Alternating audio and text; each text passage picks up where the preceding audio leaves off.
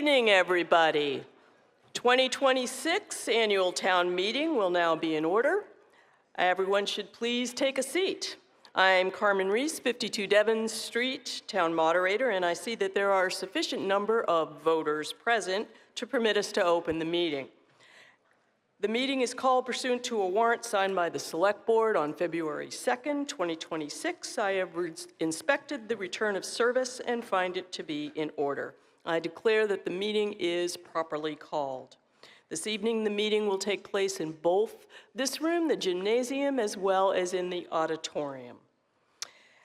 As we celebrate the 250th anniversary of the revolution that brought forth our nation, here where the revolution began, it seems only fitting that we have the Concord Minutemen bring forward our state, national, and local flags this evening.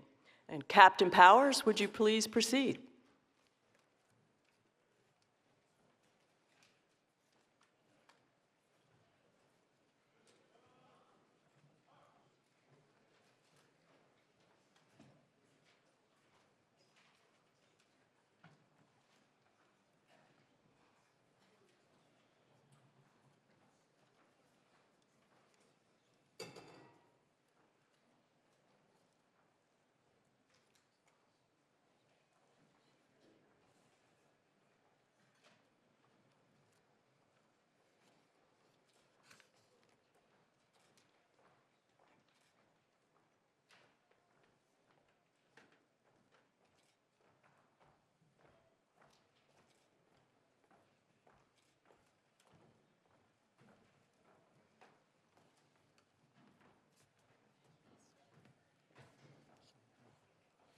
This is all messed up now.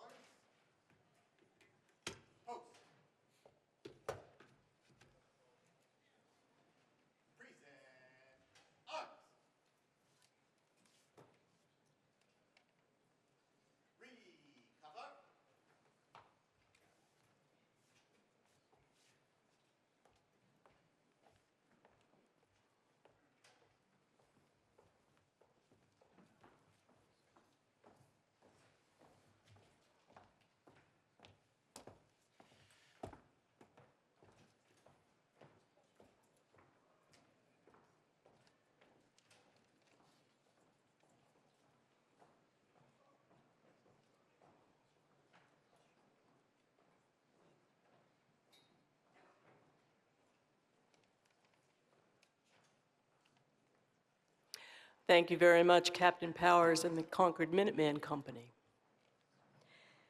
We're very grateful to Superintendent Hunter, Co-Principals Miller and Stahl, and the faculty, students, and staff of the high school for accommodating us here this evening. The minutes of the meeting will be kept by the town clerk, Kari Tari, who is sitting here to my left. The meeting will be broadcast live on our high school's radio station, WIQH 83.3 FM, on our local access cable channel 9, and live streamed on the web at www.minuteman.media/government and on the Minute Media's YouTube channel. I would now like to invite Fire Chief Brian Whitney to come to the podium and provide us with some safety information for this evening. Captain Whitney. Good evening, folks, and welcome to the Concord Town Meeting. Just a few quick safety items in the unlikely event there is an emergency and there is a need to evacuate. First, with posted exits, if you're in the main gymnasium here, if you look, you'll see exits on all four corners should you need to evacuate. Those, as you look at the stage, the exit sign is covered for the screen there, but there is an exit to the right of the stage as you look at the stage. If you're in the auditorium, either side of the stage and to the rear of the auditorium, you'll find the exits. And then the red gym, where there are childcare services, those exits exit directly out to the outside parking lot. We ask you try to keep in mind keeping the aisles clear, so should there be a need for an evacuation, there's a free egress path to the outside. Most importantly, probably the folks with children in the childcare service area, if there isn't a need to evacuate, we ask you parents to just evacuate using the closest exit. and the children from the child care services area will also exit through the closest exit. And outside behind the cafeteria, the grassy area by the Concord Carlisle High School sign is where the children will go, and will reunite parents with the children in a safe place outside. We do have an EMS person here. Should anybody not feel well or have any type of a concern, reach out to any of us in public safety, and we'll get you the help you need. And with that, we hope you have a safe and successful town meeting. Thank you. Thank you very much, Chief Whitney. I want to extend our thanks also to Chief Mulcahy and the officers of the Concord Police Department who are here for us this evening. Mr. Howell nominates Mr. Eric Moore, 45 Francis Street, for election as Deputy Moderator to carry out the duties of the moderator if she is unable to serve. Is there a second? I see that there is. All those in favor, please raise your paper voting slips. Thank you very much. Anybody opposed? That passes quite clearly in the gymnasium. How about in the auditorium, Mr. Moore? Madam Moderator, it passes in the auditorium as well. Thank you. Very good. The meeting has elected Mr. Moore as Deputy Moderator, and I do so declare. Thank you very much, Mr. Moore. Would you please raise your right hand and let me swear you in. Do you swear to carry out your duties faithfully and impartially? Mr. Moore? I do. Excellent. Thank you. Mr. Moore will be presiding this evening in the auditorium. Most of the materials pertaining to the business of the meeting this evening will be found in the town meeting briefing book that also contains the Finance Committee report. That book was delivered to all Concord homes. There were only a few extra copies here. I hope you've brought yours from home. If you want to download an electronic copy, you'll find a QR code out in the lobby that will allow you to do that. There are just a couple of handouts. It looks like we've been fairly successful in our quest to include everything that you need for town meeting in the town meeting briefing book and minimize the number of loose papers that we have to queue up and collect when we come to town meeting.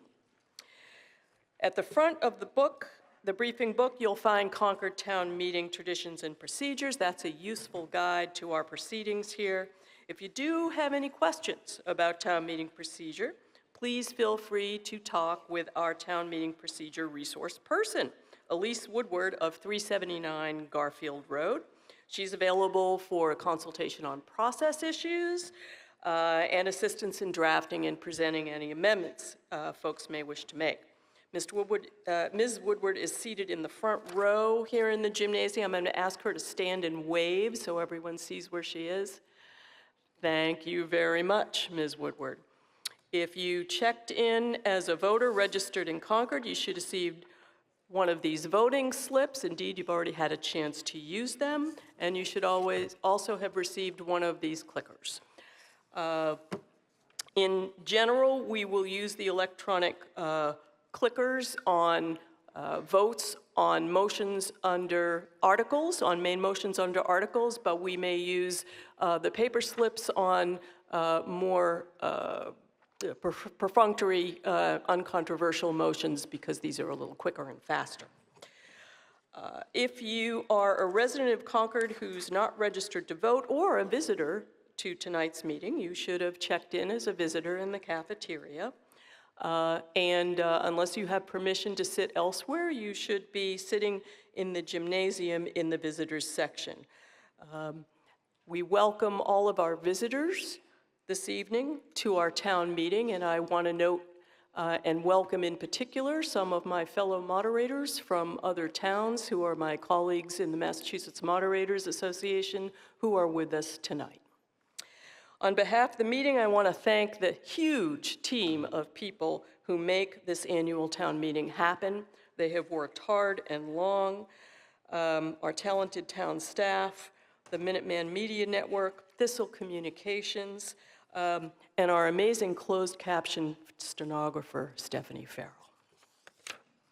Our select board is seated at a table to my right. Our school committee is seated just beyond them. We have our finance committee seated on the opposite side of the gymnasium. We also have with us this evening Mina Macarius of Anderson and Krieger, our town council, and we will call upon him if we have a legal question for him. I would like to note that all of the members of these boards and committees are volunteers, and they've all found a great deal of personal reward, not to mention the many television and Zoom appearance opportunities in service to our town. So if you too would like to reap these enormous rewards, do important and interesting work, make new friends, and get to know your community better, you could fill out a volunteer form. They look like this. They're on the table out in the hallway. You can also find it electronically on the town website. And seriously, we do need you. If you spend a moment with the town's annual report, which, by the way, is posted online, and it is here in boxes, but apparently the glue is not dried yet. So you won't actually be able to have one until tomorrow. You'll be amazed by how much of our governance is done by volunteer citizens, and it would be great to have more of you volunteering.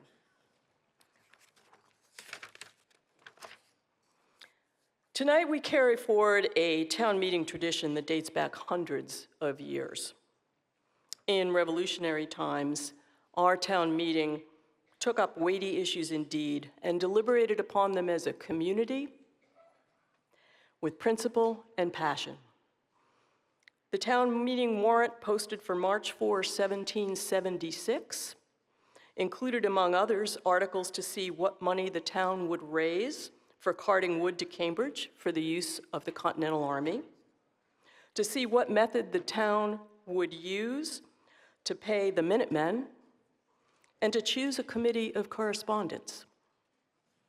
The meeting was adjourned to March 18th in view of the absence of so many townspeople serving in the militia.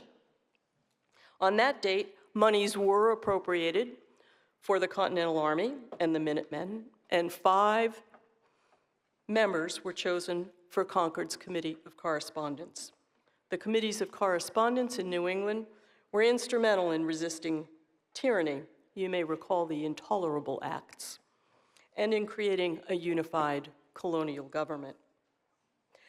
At a town meeting held on October 1st, 1776, the town voted unanimously to send a committee of 5 men to the state legislature to present the town's resolutions, setting forth reasons why a constitutional convention should be formed to draft a new constitution for the state of Massachusetts, establishing a system of principles securing the people in the possession and enjoyment of their rights and privileges and against encroachment of those rights and privileges by the government. On that date, the Declaration of Independence, which had been signed in Philadelphia on July 4th, 1776, was formally incorporated into the town's records. The rest, as they say, is history. It's long been our custom before beginning the business of annual town meeting to stand and hold a moment of silence, and we do this to acknowledge the importance of the work that we are undertaking for our community. And I'll ask you all now to please stand if you're able.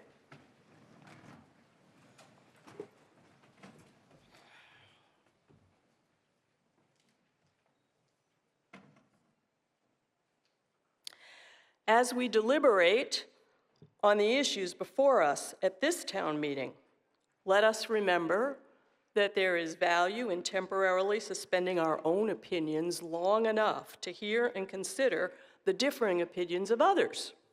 We might just change our minds. Let us embrace those with whom we disagree, as well as those with whom we agree, all as members of our community, all here in good faith and goodwill.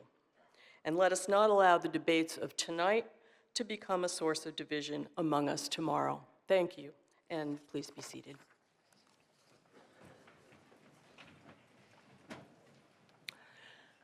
Mr. Howell moves that the reading of the warrant and the return of service thereon be omitted. Is there a second?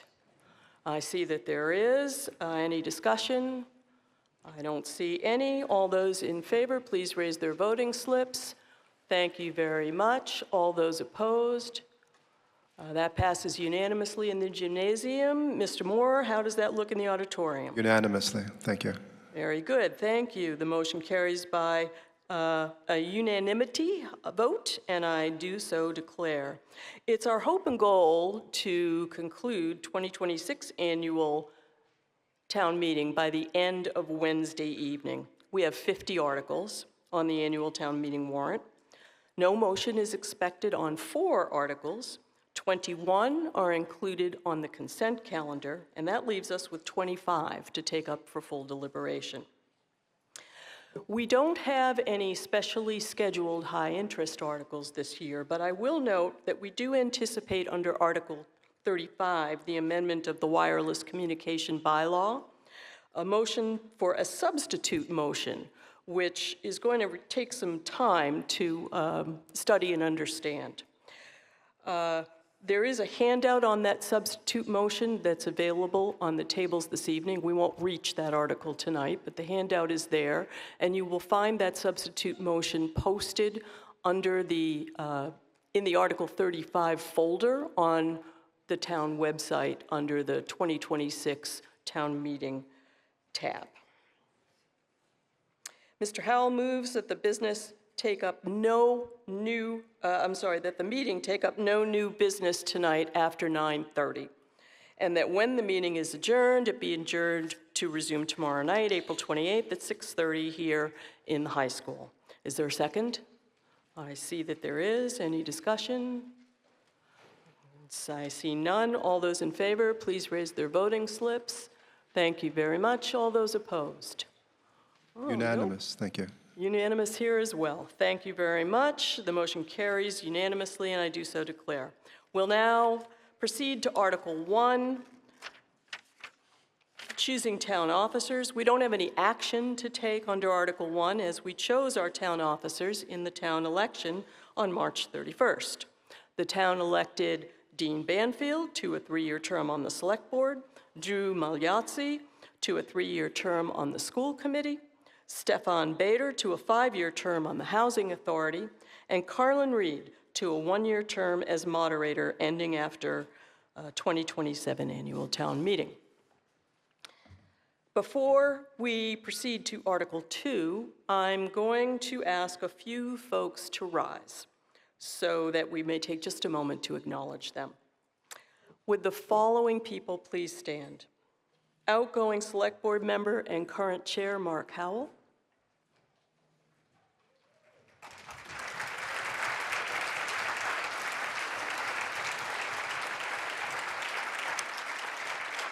Outgoing School Committee member Carrie Rankin.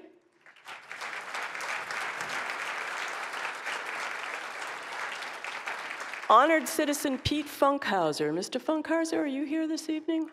Well, let's give him a round of applause in absentia.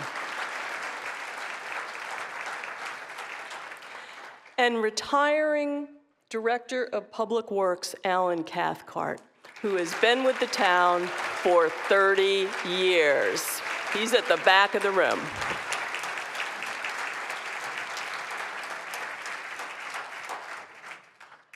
Moving on to Article 2, we'll first turn to the Finance Committee for a short summary on the fiscal picture for the town. Thank you. To the Finance Committee for a summary on the fiscal picture of the town, and we'll then move on to have a short tutorial on using our clickers, and we'll have a test vote on them, and then we'll move on to the consent calendar. So, Ms. Wassoff.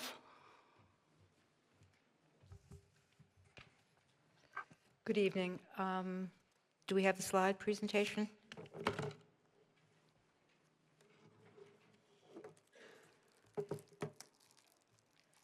I only have 6 minutes.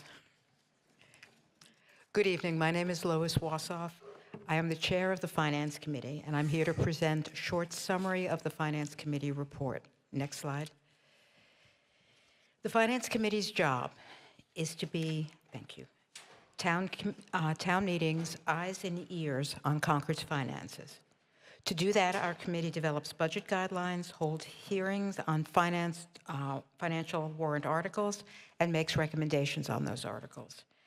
Our written report, which begins at page 94 of your briefing book, and which I hope you will all read, reports on that work and on the town's financial status, the FY27 budget, and our future challenges.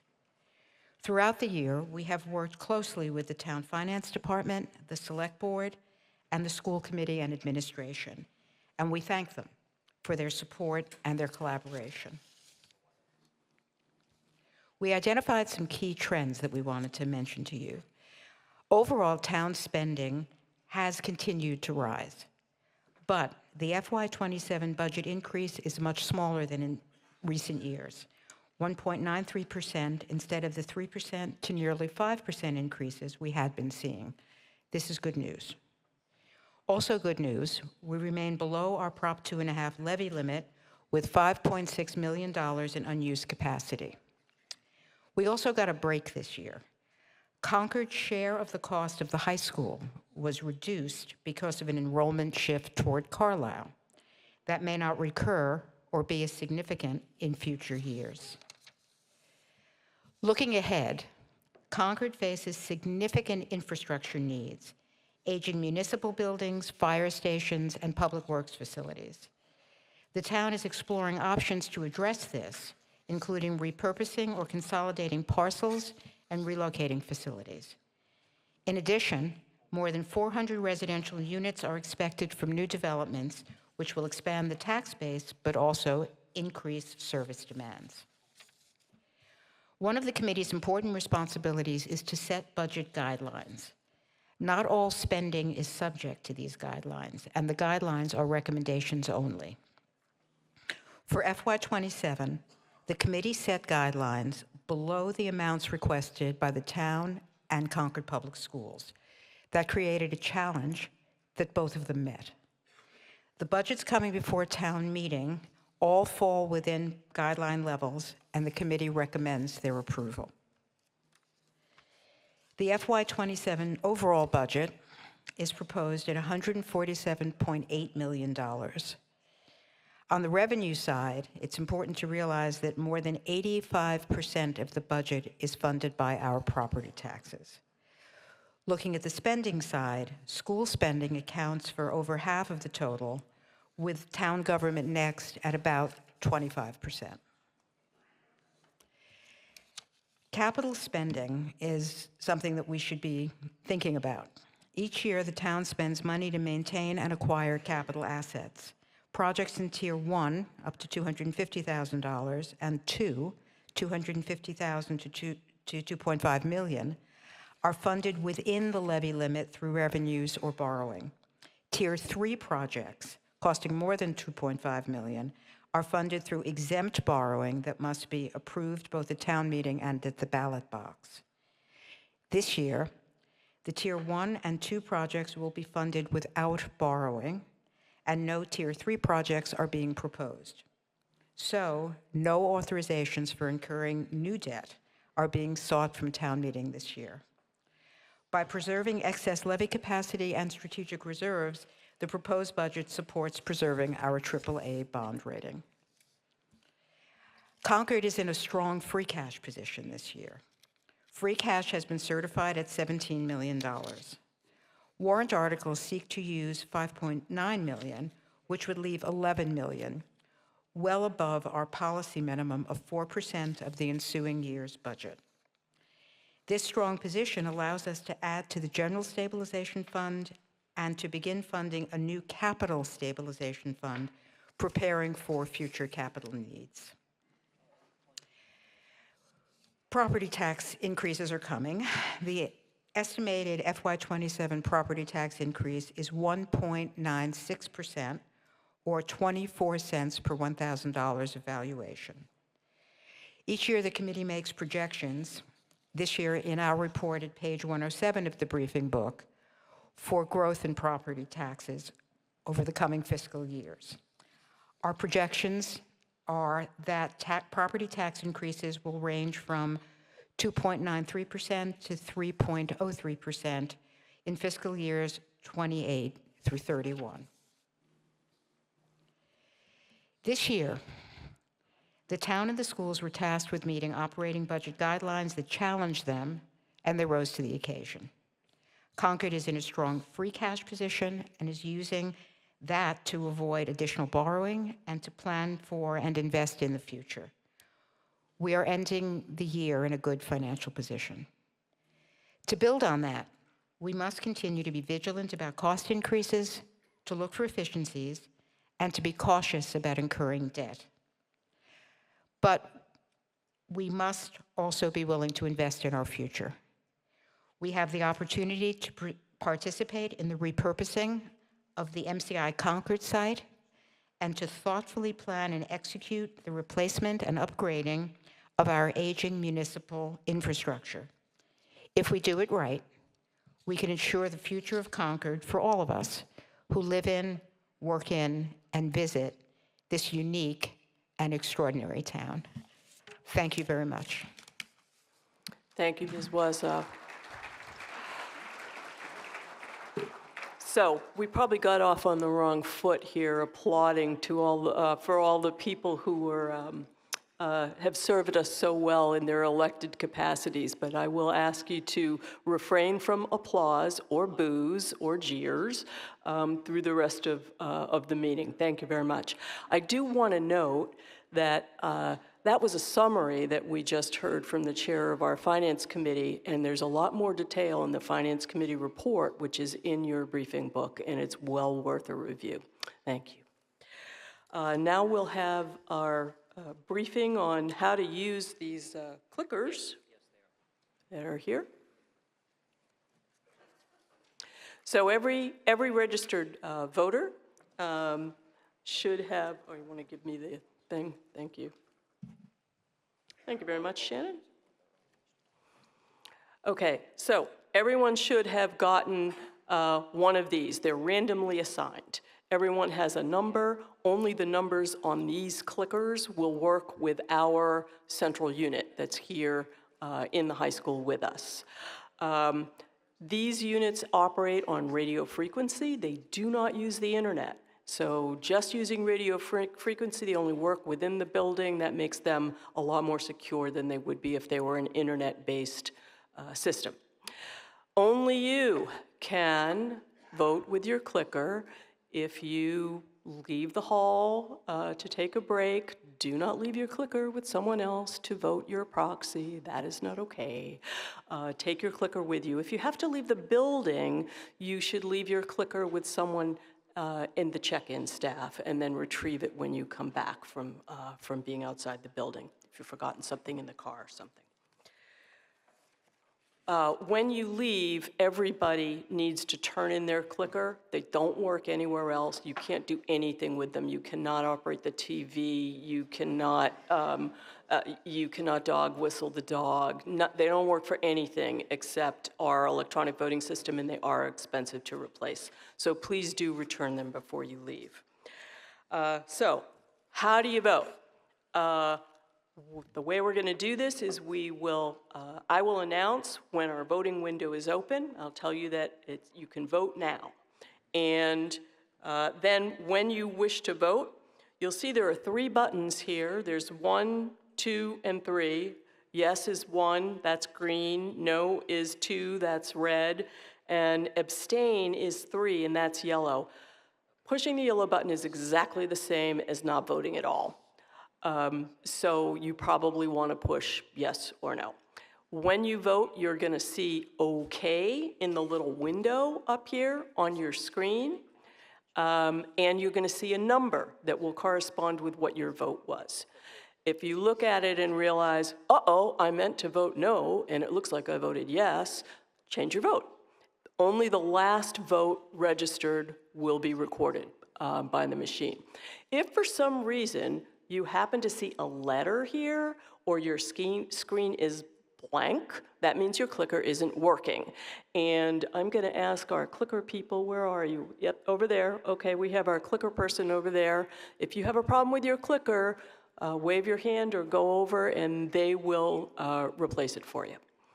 But they've all been tested before today, so they should work fine. Okay. When the voting window is closed and everyone has finished voting, we will display the tally on the screen, so you'll see the precise number of yes and no votes, and we'll see whether a particular motion has passed or not. Okay, so we're now going to go on to our test vote. Shannon's pulling that up for us.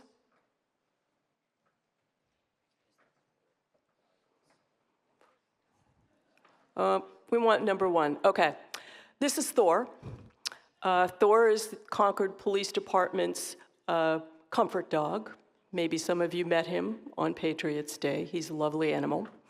So the first test vote is, should Thor be named Concord's 2026 official town dog? Okay, so can we open the voting window, please? You may vote now.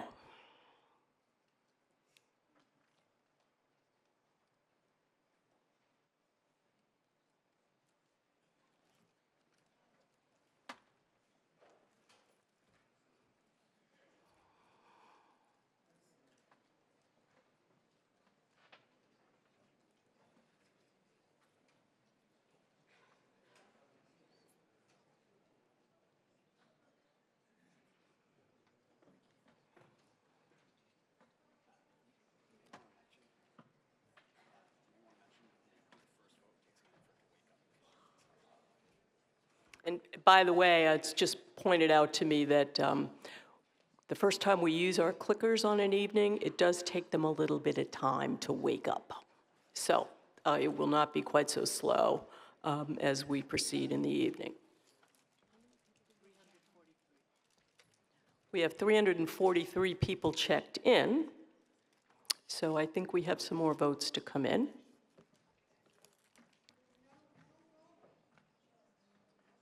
That is the total that you are seeing. You are not seeing the split between yes and no.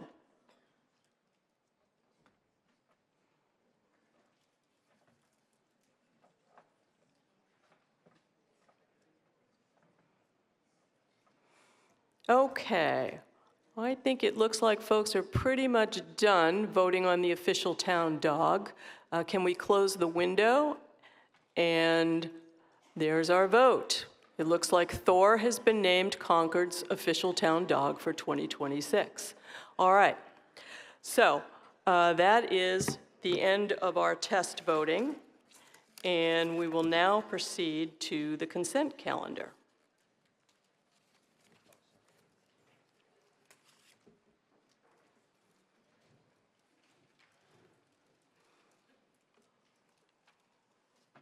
We'll have the motion up in just a minute. There it is. You'll find the consent calendar on page 14 in the briefing book. And the motion is to move all of the articles that are on the consent calendar in accordance with the motions that are printed for each in the briefing book, without debate, provided that if any 10 people wish to remove any article from the consent calendar for a full deliberation and vote, they may do so. And we will then take that article up in the ordinary course, the ordinary order of articles in the warrant. The purpose of the consent calendar is to allow us to expeditiously attend to matters that are not controversial. They may be routine, they may be of a housekeeping matter. They have received recommendations for affirmative action by Select Board, Finance Committee, Planning Board, wherever those recommendations are appropriate.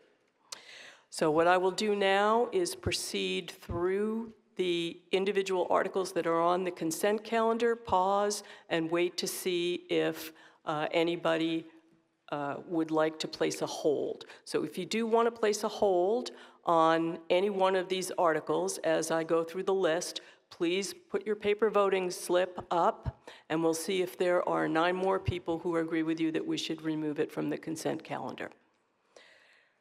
Article 2, hear reports.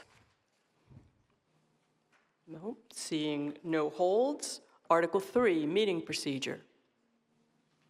I see no holds. Are there any holds in the auditorium, Mr. Moore? No, ma'am. Article 4, ratify Personnel Board classification actions. No holds here. What about the auditorium? No. Article 5, ratify Personnel Board classification and compensation plan. No holds in the gymnasium. Mr. Moore? None here. Article 18, transfer from the Middle School Stabilization Fund. No holds in the gymnasium. None here. Article 22, OPEB Trust Fund appropriation. No holds here in the gymnasium. Mr. Moore? None here. Article 23, OPEB Trust Fund expense. No holds here in the gymnasium. Mr. Moore? None here. Article 24, appropriation of PFAS settlement funds received from multi-district litigation. Any holds here in the gymnasium? I see none. How about in the auditorium? None here. Okay. Article 27, amendment of the solicitation bylaw.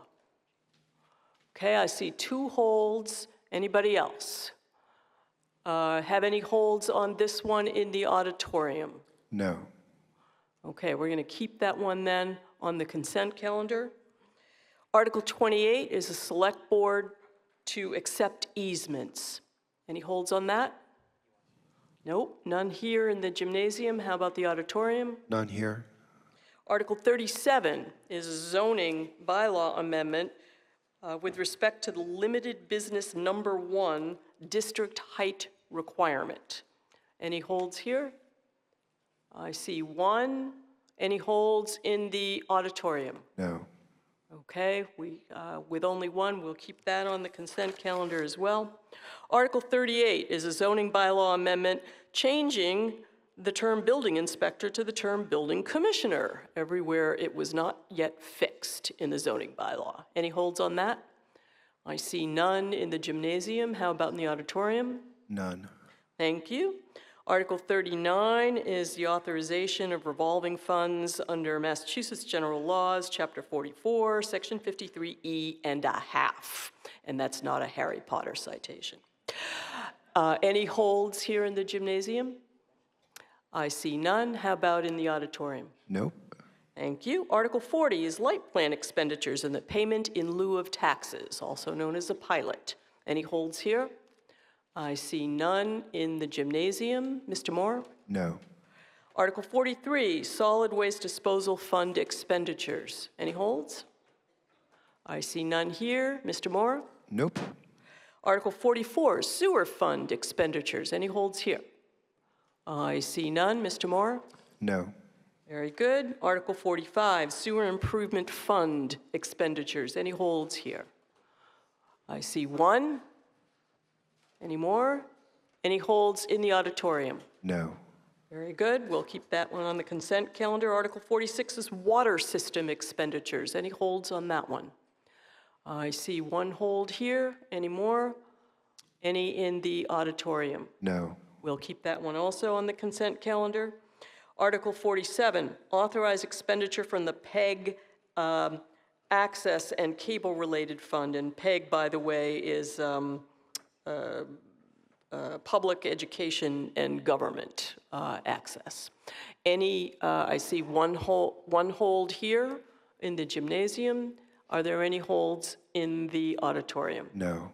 Okay, we will keep that on the consent calendar as well. Article 48, the BD Swim and Fitness Center Enterprise Fund expenditures. Any holds here? I see none here. Mr. Moore? No. Very good. Article 50 is debt rescission. Any holds here? I see none. Mr. Moore? No. All right. We need a second for the consent agenda, please. I see that we have one. And we're now ready to proceed to a vote. On this one, we are just going to use our paper voting slips. All those in favor, please raise your slips. Thank you very much. All those opposed? Okay, that's near unanimous in the gymnasium. Mr. Moore, what's it look like in the auditorium? We have one no, otherwise nearly unanimous. Okay. Yes.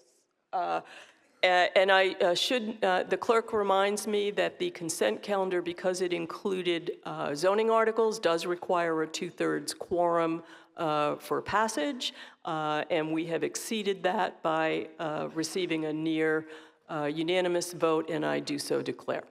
Thank you very much.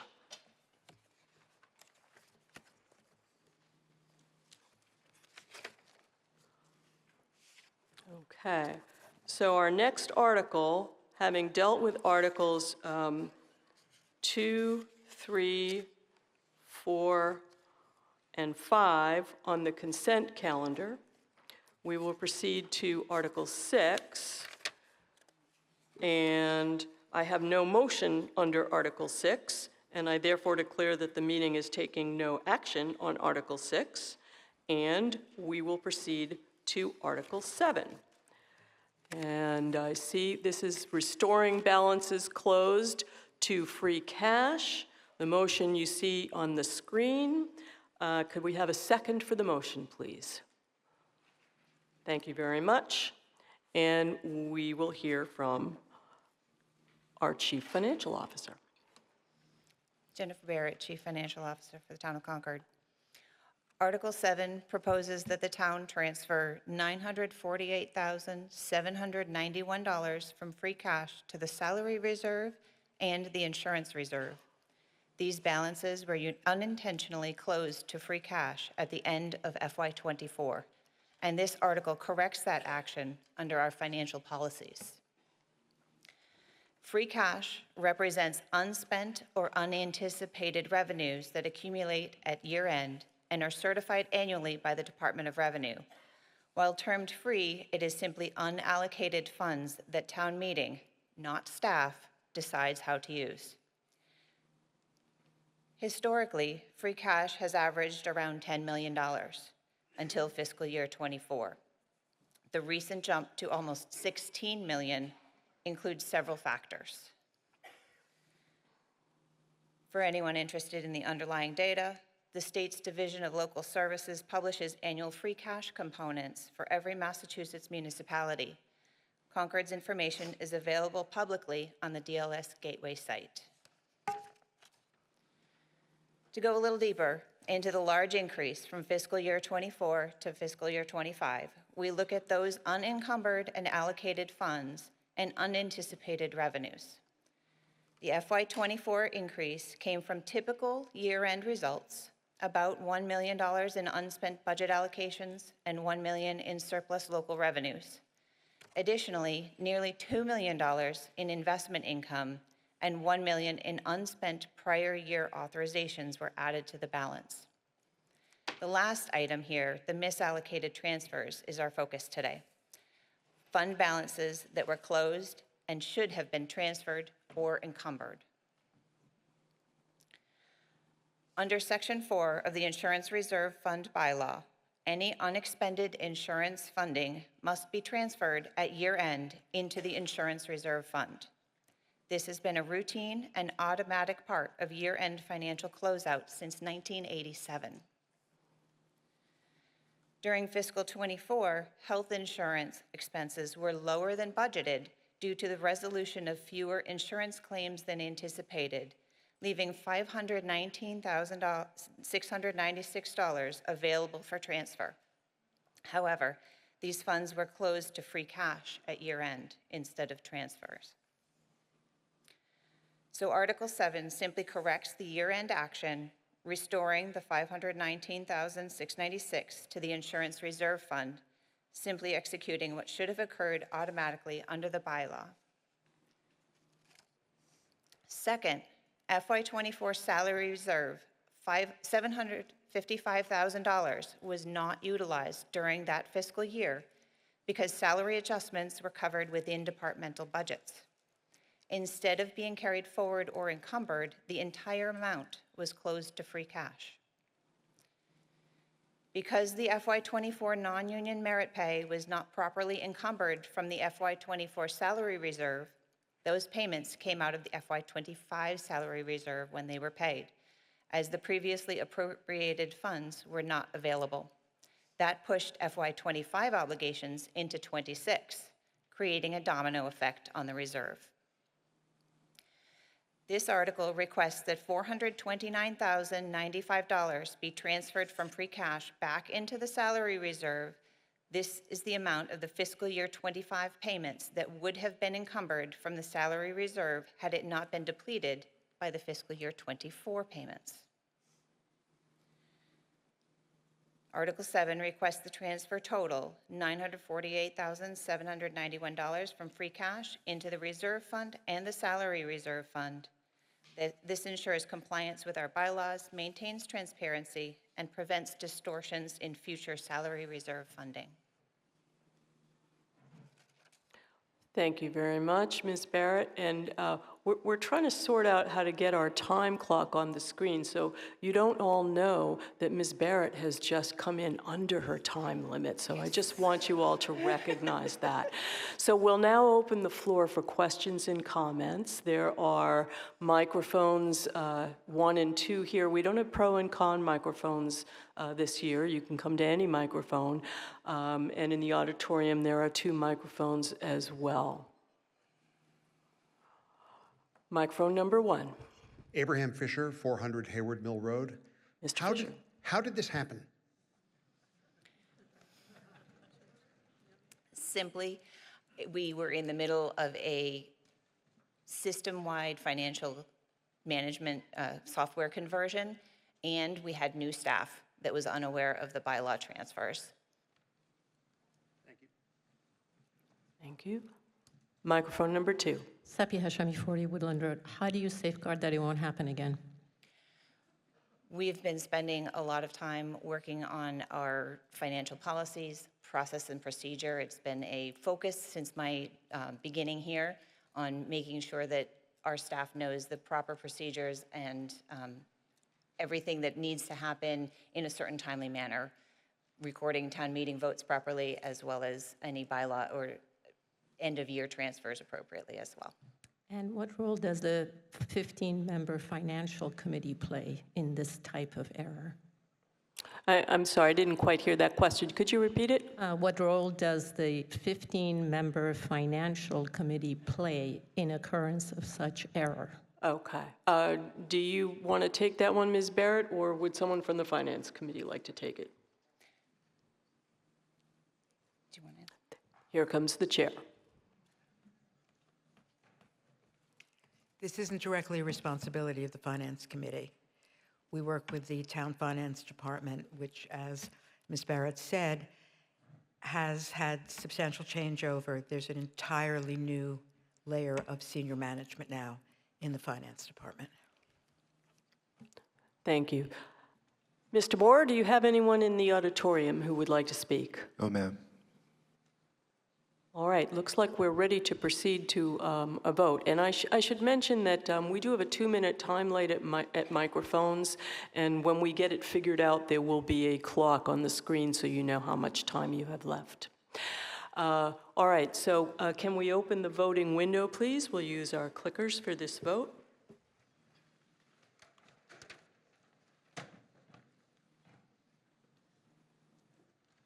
Okay, vote now.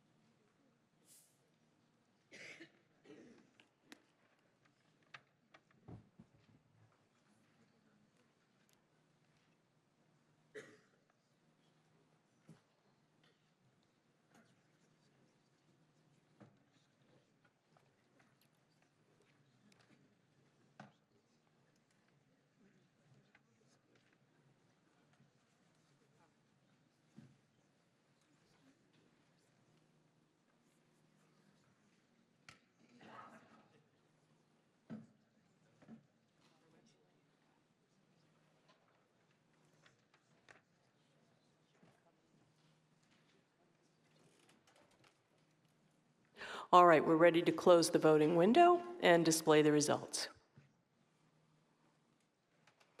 Okay, so that passes by a vote of 332 to 13 with 3 abstentions. Thank you very much. And we will now proceed to Article 8. This is the retroactive salary dispatch union collective bargaining agreement. We'll see the motion on the screen. There it is. And you'll see that this is a motion to appropriate $58,710 from the salary reserve to fund obligations under the collective bargaining agreement for the dispatchers, the public safety dispatchers. Could we have a second for the motion, please? I see that we have one, and we'll hear again from Ms. Barrett. Article 8 asks that town meeting appropriate $58,710 from the salary reserve to fund fiscal year 2025 obligations under the recently concluded collective bargaining agreement with the Teamsters Local 25 representing public safety dispatchers. This appropriation covers the retroactive salary adjustments owed for fiscal year 25 under the agreement. This bargaining unit includes 8 members, though it's important to note that 7 of them will receive retroactive pay for fiscal year 25. The 8th dispatcher was hired recently in fiscal year 26. As part of the agreement, we created a salary table with rates that realigned to market rate, and we also incorporated internal equity step placement adjustments to ensure consistency and fairness within the unit. This contract also modernizes leave accrual and leave-related provisions and updates compensation for relevant education and certifications. The agreement provides a total package increase of 9.43% in year 1, 6.5% in year 2, and 5.68% in year 3, combining the market rate adjustment, internal equity placement, and COLA components. Since this article focuses specifically on FY25 funding, the relevant figure here is just the year 1 impact. The contract period runs from July 1, 2024 through June 30, 2027, and negotiations were completed in December 2025. Because the FY25 salary adjustments were not finalized during FY25, we now require an appropriation to fund the retroactive salary owed for that fiscal year. The balance of the original FY25 salary reserve closed to free cash at the end of the fiscal year, so a new appropriation is required. While the FY26 funds are already accounted for in the FY26 salary reserve, Article 8 pertains only to FY25. Payment of these funds is a contractual obligation. We're simply asking for approval to use the salary reserve that was restored in Article 7 rather than increase the tax obligation for fiscal 27. Thank you very much. And once again, Ms. Barrett has come in under her time. Eventually, we're going to get that ticker up there. We'll open the floor now to questions and comments. And once again, there are 2 microphones here in the gymnasium and 2 in the auditorium. I don't see anyone in the gymnasium. Mr. Moore, do you have anyone in the auditorium? No, ma'am. All right, looks like we're ready to proceed to a vote. And since this one appears to be very non-controversial, no questions or comments, let's use our paper voting slips. All those in favor, please raise your voting slip. Thank you very much. All those opposed? That carries unanimously in the gymnasium. What's it look like in the auditorium? Unanimous as well. Thank you. Very good. That passes unanimously, and I do so declare. And we will now proceed to Article number 9.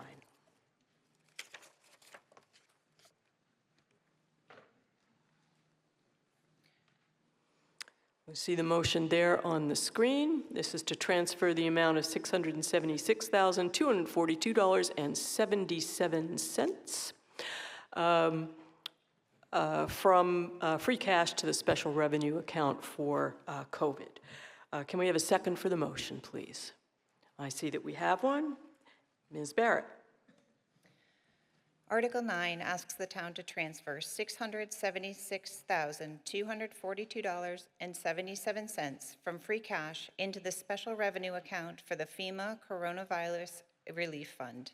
This transfer addresses outstanding grant-funded COVID-19 expenses that incurred between 2020 and 2022 that were never fully reimbursed by federal or state agencies.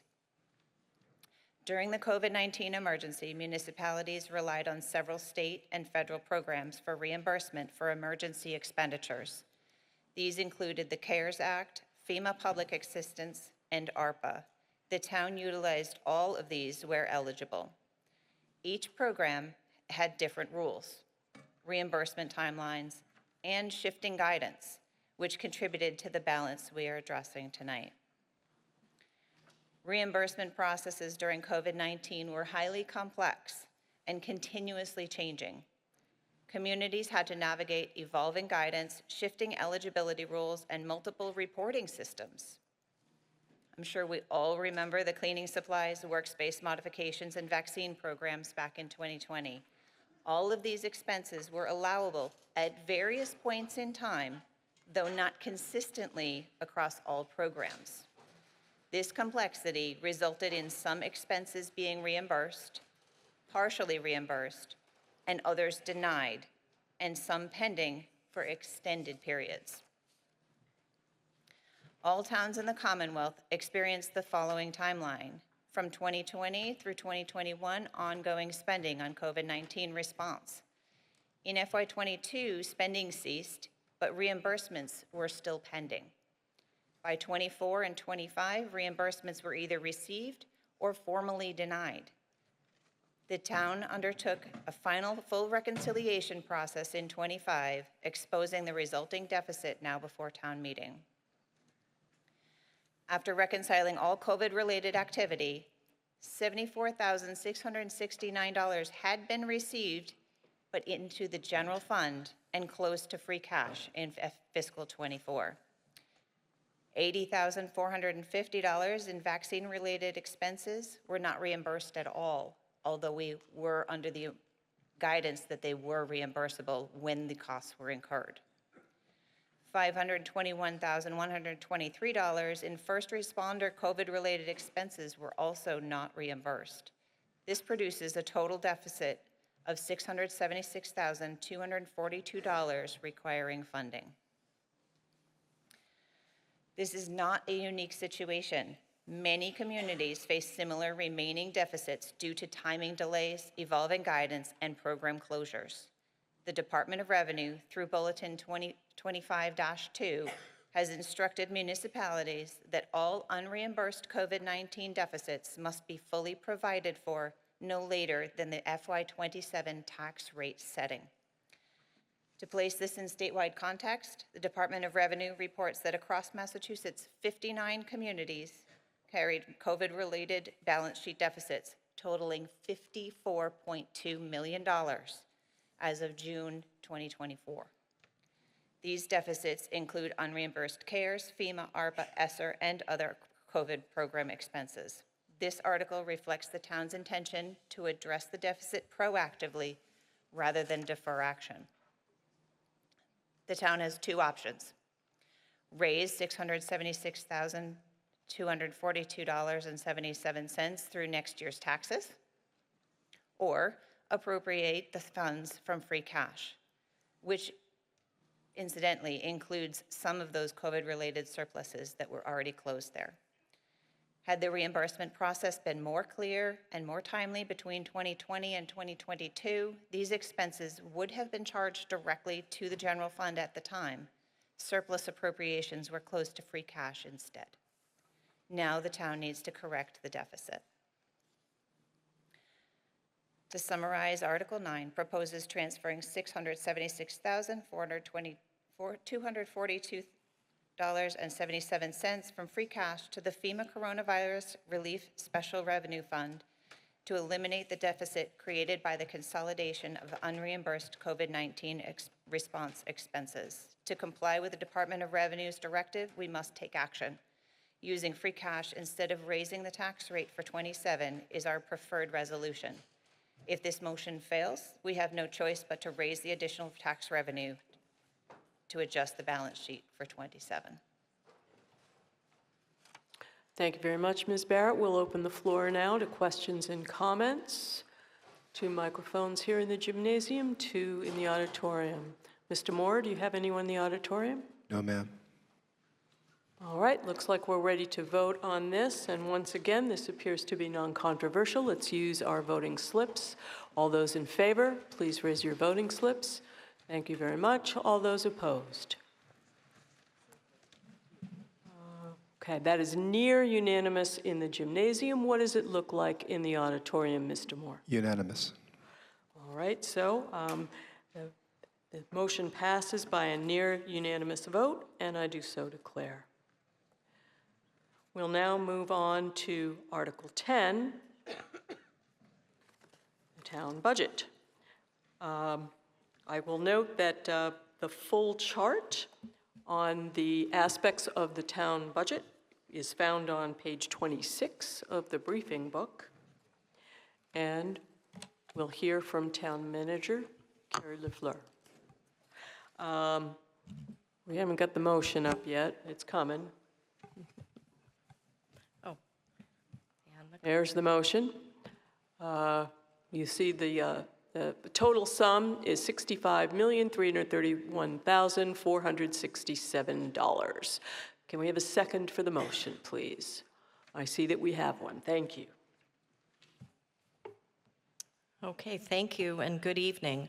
Article 10 requests that the town appropriate $65.3 million to fund the operation of the town's general fund departments and joint accounts for fiscal '27. This recommendation reflects many months of work with department leaders, the Finance Committee, the Select Board, to develop a balanced budget proposal consistent with the town's financial policies. Before walking through the details, I want to acknowledge something that we keep in mind throughout this process. Residents in Concord pay significant property taxes, and we take the responsibility of managing these resources very carefully.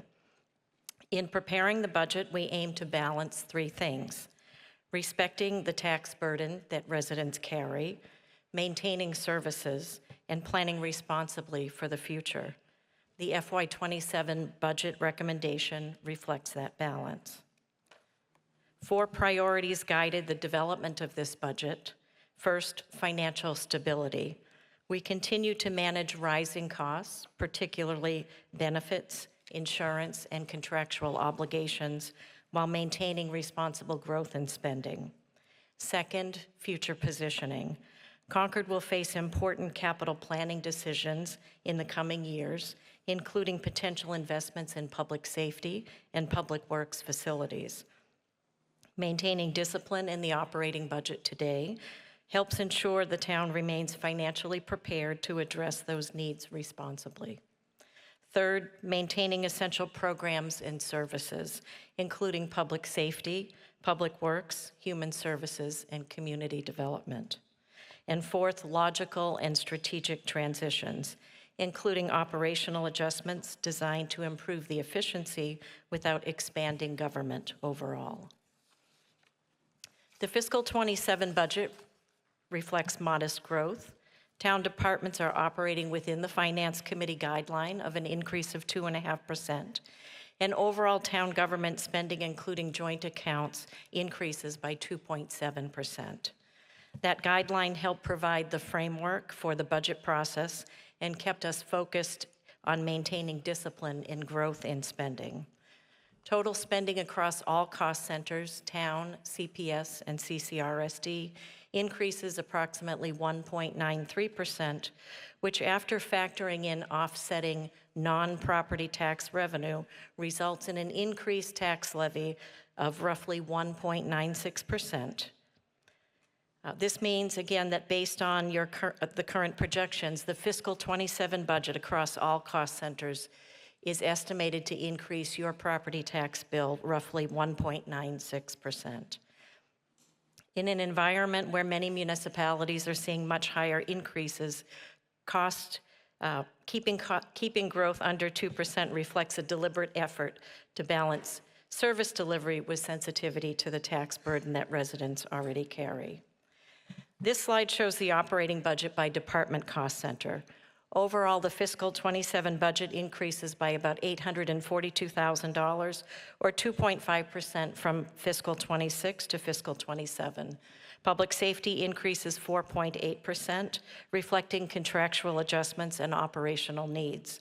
Public works increases 4.3%, supporting infrastructure and service delivery. Finance and community development see more modest increases consistent with operational needs. General government and human services remain relatively level. The unclassified account decreases this year largely because most salary agreements have now been settled for fiscal 27. This graphic shows how the town operating budget is distributed across department cost centers. The largest portion of our budget, as you can see, supports public safety and public works, the departments responsible for many of the services residents interact with most frequently. Several key factors help explain the changes you see in this year's budget. Debt service decreases slightly, reflecting the timing of capital projects, including the roads program and the final phase of the middle school construction project. Health insurance increases by about 4.3%, which is significantly lower than originally projected during the earlier in the budget process. Election costs will increase significantly due to the number of elections that will occur in fiscal 27. The budget includes no net change in staffing, but there is a shift of one position from general government to public safety. Dispatch services have been separated from the police department into a standalone division, serving all public safety departments and improving coordination across those services. This slide illustrates how the town resources are allocated between external services and internal support functions. External departments include public safety, public works, human services, and community development. And again, these are the departments that are providing services directly to residents. Internal support departments are supporting the function of town government, including finance, human resources, and information technology. In fiscal 27, approximately 87% of the town's operating budget supports direct services to residents, while about 13% supports internal operations. This slide summarizes the town government operating budget by the major cost categories of personnel and operating expense. As with most municipalities, the largest portion of spending is in personnel, including wages, overtime, and stipends. Operating budget makes up the remainder of the budget, including supplies, utilities, equipment, and contracted services. This slide begins the review of the joint expenses that are shared between the town and Concord Public Schools, often referred to as the non-guideline spending. These include group insurance, property and liability insurance, workers' compensation, Medicare, and retirement assessments. These costs are largely externally driven, meaning the town has limited ability to control them in the short term. Together, these costs account for $17.5 million, reflecting an increase largely driven by the increase in health insurance. This slide focuses on debt service, which reflects borrowing associated with major capital investments that the town has already made. Debt within the levy decreases as prior borrowing continues to be repaid. Debt excluded from the levy limit increases this year as we permanently finance the first portion of borrowing associated with the 5-year roads program, along with what we expect to be the final portion of the borrowing associated with the middle school construction project. These changes reflect the normal cycle of municipal capital financing as projects move from short-term borrowing into long-term financing. In total, $30.8 million in shared expense is apportioned between the town and CPS, as shown on this slide. Overall, this budget reflects a careful balance, respecting the burden tax the tax burden residents carry while maintaining the services people rely on every day and keeping the town financially positioned for the capital investments ahead. For more information, we ask that you please visit the town's website where you will find our interactive fiscal 27 budget book. Thank you. Thank you very much, Ms. LaFleur. I want to note that both the Select Board and the Finance Committee recommend affirmative action on Article 10. We'll hear from Mr. Howell on behalf of the Select Board. And I want to note that on page 113 of the briefing book, you will find the detail on the Finance Committee's rationale for each of its recommendations on the articles. Madam Moderator, Mark Howell for the Select Board. Mr. Howell. The Select Board recommends affirmative action on the town budget. It is a conservative, responsible exercise in controllable expenses. The Finance Department has worked carefully to address to meet the guideline, and as you've seen in the last couple of articles, address some long-standing issues that have been carefully resolved. It's complex, but it is responsible, and we should support it. Thank you. Thank you, Mr. Howell. We will now open the floor to questions and comments. We see none in the gymnasium. Mr. Howell, Mr. Moore, do you have any in the auditorium? No, we don't. Thank you. All right, thank you very much. Once again, the absence of questions and comments suggests to me that this is a non-controversial vote. Let's use our paper slips for this one. All those in favor, please raise your paper slips. Thank you. All those opposed? Are you opposed back there? You're opposed. Okay. So it's near unanimous in the gymnasium. What does it look like in the auditorium, Mr. Unanimous here. All right. So the town budget passes by a near unanimous vote, and I do so declare.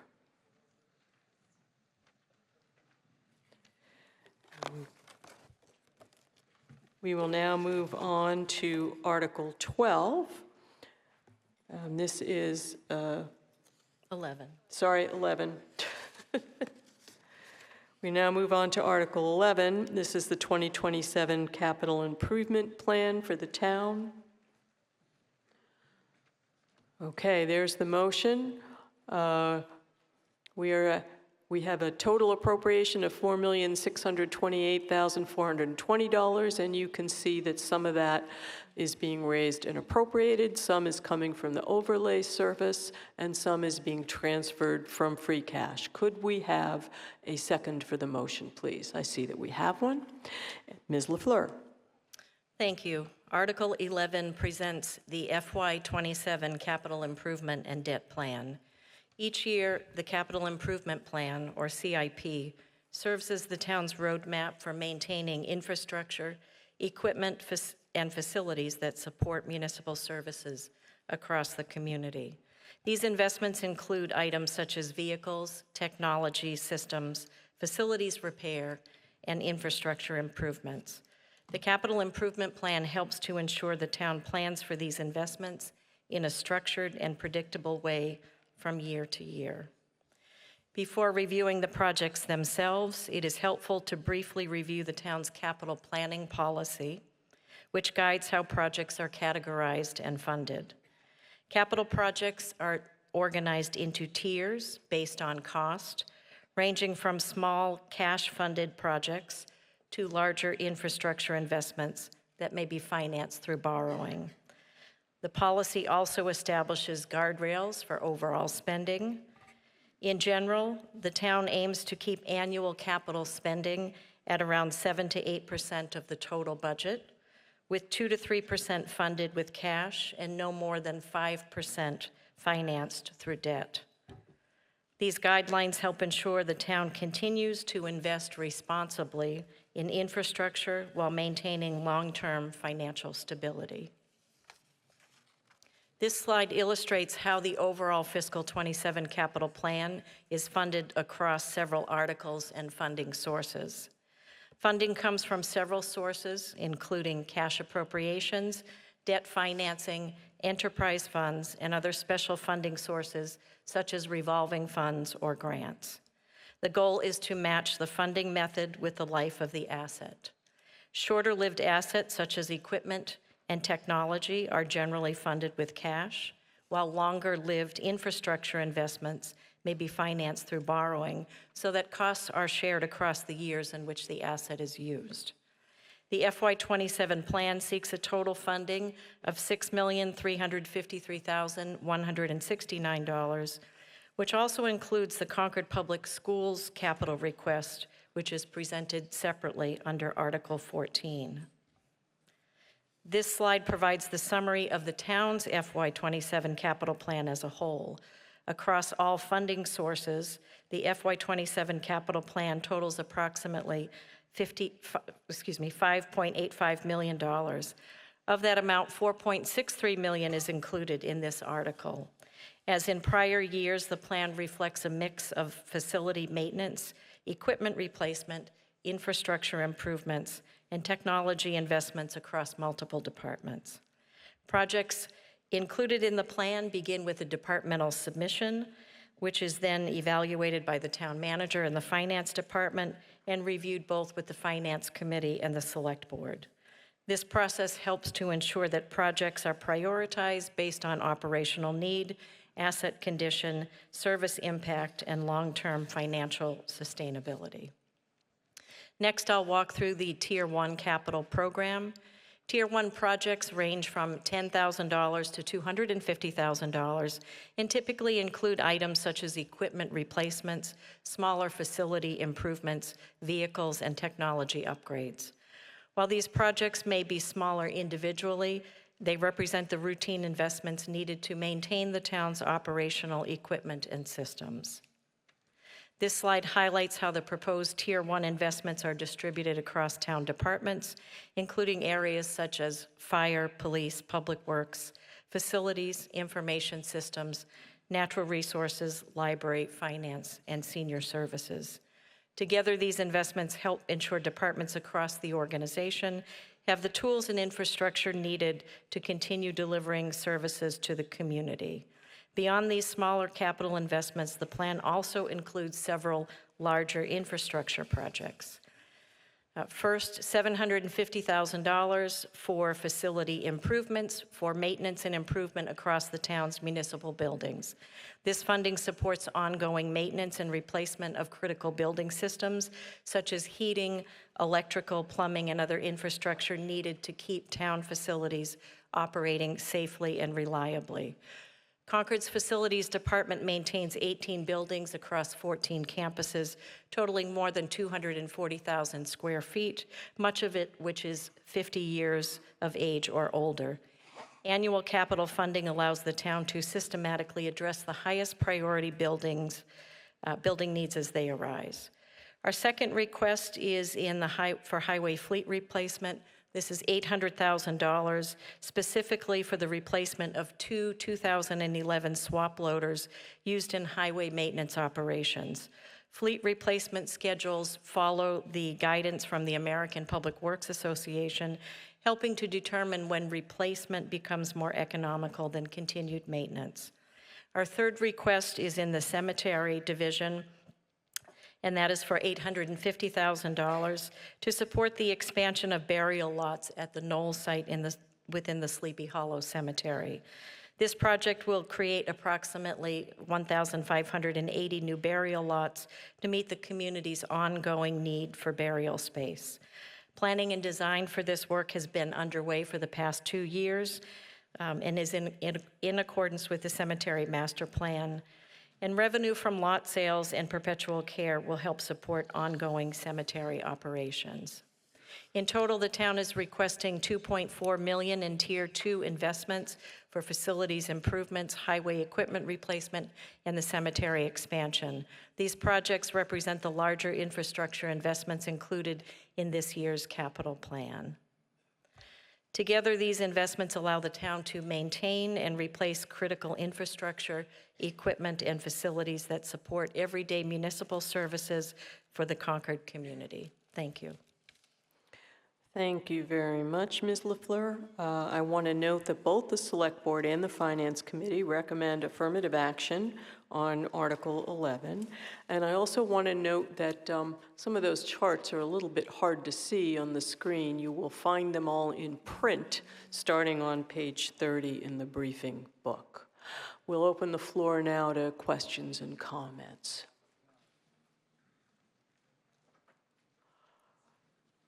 Mr. Moore, do you have anyone in the auditorium? No, we do not. Thank you.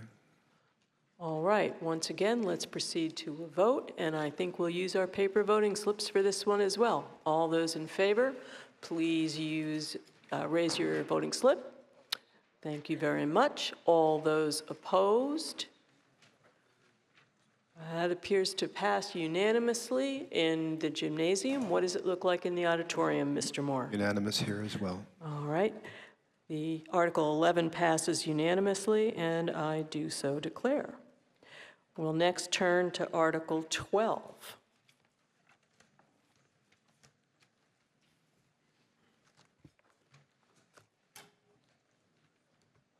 Madam Moderator, Mark Howell for the Select Board. Mr. Howell, I see we have the motion on the screen. This is to transfer $600,000 from free cash for feasibility studies, et cetera, with respect to municipal facilities. Can we have a second for the motion, please? I see that we have one. Mr. Howell. Article 12 requests town meeting appropriate $600,000 from free cash to fund planning for repurposing, renovating, constructing, acquiring, and disposing of municipal facilities. Activities will include various technical and consulting services. The town's municipal facilities have been studied over many years. A 2019 facilities report identified many of the specific needs. However, work on facility plans was held up from 2020 to 2024 due to the pandemic and the construction of the new middle school building. By 2025, new opportunities began to emerge. The Peabody School was surplused. The MCI Concord prison closed. And the cleanup of the former StarMet facility at 2229 Main Street was nearing completion. So the Select Board formed the Land Use Working Group in 2025 to begin strategic planning. In February 2026, the Land Use Working Group made recommendations for how to address municipal facility needs. Over the next 2 years, the funds from Article 12 will be used to refine these recommendations, leading to proposals for future town meetings. Town meeting actions such as rezoning, buying or selling land, or authorizing new capital projects. Briefly, the Land Use Working Group was established to evaluate municipal facilities and identify long-term land use opportunities for town-owned land. It was a priority to assess the operational needs for public safety, public works, and municipal administration functions. Over 7 months, the Land Use Working Group evaluated the town's facilities, reviewed previous studies, and benchmarked against peer communities. The idea was to develop an understanding of the overall situation in order to create preferred recommendations for each facility's needs. The key findings of the Land Use Working Group are that major municipal facilities are beyond their intended life and are generally undersized and outdated. Town operations are fragmented across multiple locations, which limits efficiencies, safety, and service delivery. Also, demands for services is growing, particularly from the fire department and in West Concord. This slide summarizes the Land Use Working Group recommendations for public safety in priority order. Establish a new, bigger fire headquarters in West Concord. Renovate or replace the existing Concord Center Police Station. And renovate or replace the Concord Center Fire Station as a substation.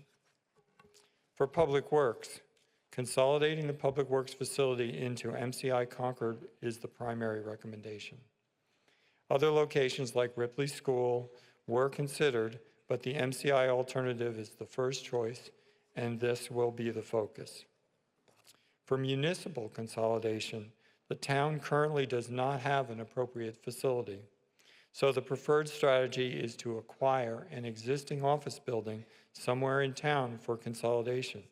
This would achieve operational efficiencies while freeing up town property for reuse as housing, commercial use, or for sale. The funding for services that is needed for to move the conceptual recommendations to implementable plans. The services will include site feasibility studies, developing accurate cost estimates, and creating conceptual designs and space plans, both for existing buildings that might be renovated and for buildings that might need new construction.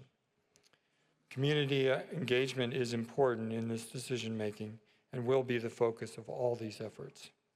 For public safety, we are expecting to use $350,000 for community outreach, a West Concord Fire Station feasibility study and schematic design, and detailed assessment of the Walden Street building for potential reuse, and to develop cost estimates and the timing for these projects. New property will also probably need to be acquired by the town, so a strategy for that is also in scope. For Public Works, there are existing ARPA funds as well as previous capital allocations to support this work. So Article 12 is providing an additional $150,000 of the total. Community outreach, feasibility study, schematic design for the MCI location, cost modeling, and a timeline for the project are all in scope here. This also involves negotiating with the state over the property. Finally, Article 12 would also support planning for municipal office consolidation. This would involve community outreach, looking at the renovation and acquisition costs for an existing building, and considerations related to disposing of existing town property that may no longer be needed by the town. The Select Board recommends affirmative action on Article 9 in the amount of $600,000. Thank you. Thank you very much, Mr. Howell. I want to note that the Select Board, the Finance Committee, and the Public Works Commission all recommend affirmative action on this article. And I want to note also that you'll find 3 pages of supplemental materials explaining further the purposes of this appropriation, I should say transfer, at page 32 in the briefing book. We'll open the floor to questions and comments now.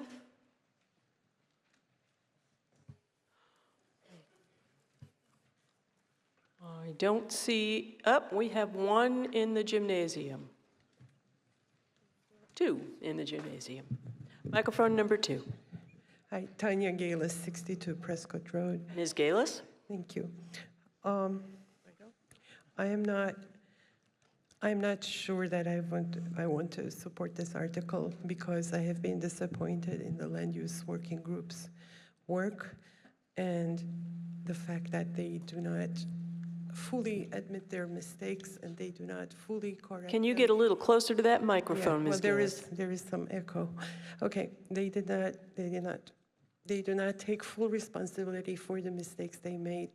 They do not make full efforts to correct them, and they do not keep implicit promises to the public.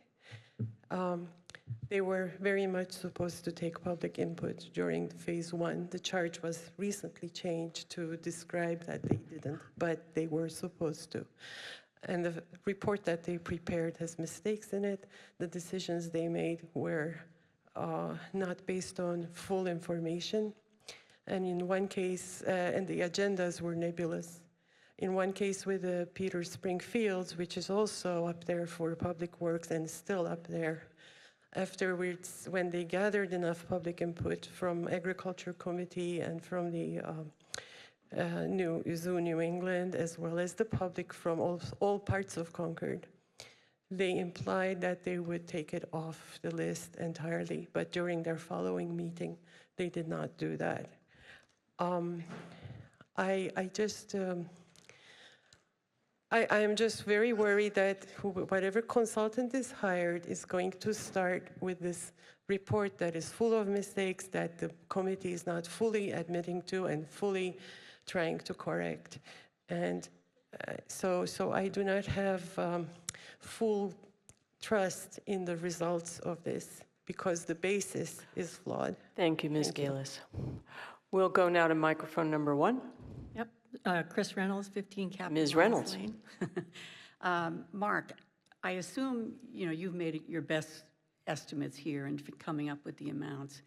A year from now, after we've spent some time figuring this out, I assume, is it reasonable to assume you'll be back with perhaps either another request or more detail around what it's going to cost us to figure out how to do this plan? Yes. Okay. Okay. All right. Do we have any speakers in the auditorium, Mr. Moore? We do. We have one. All right.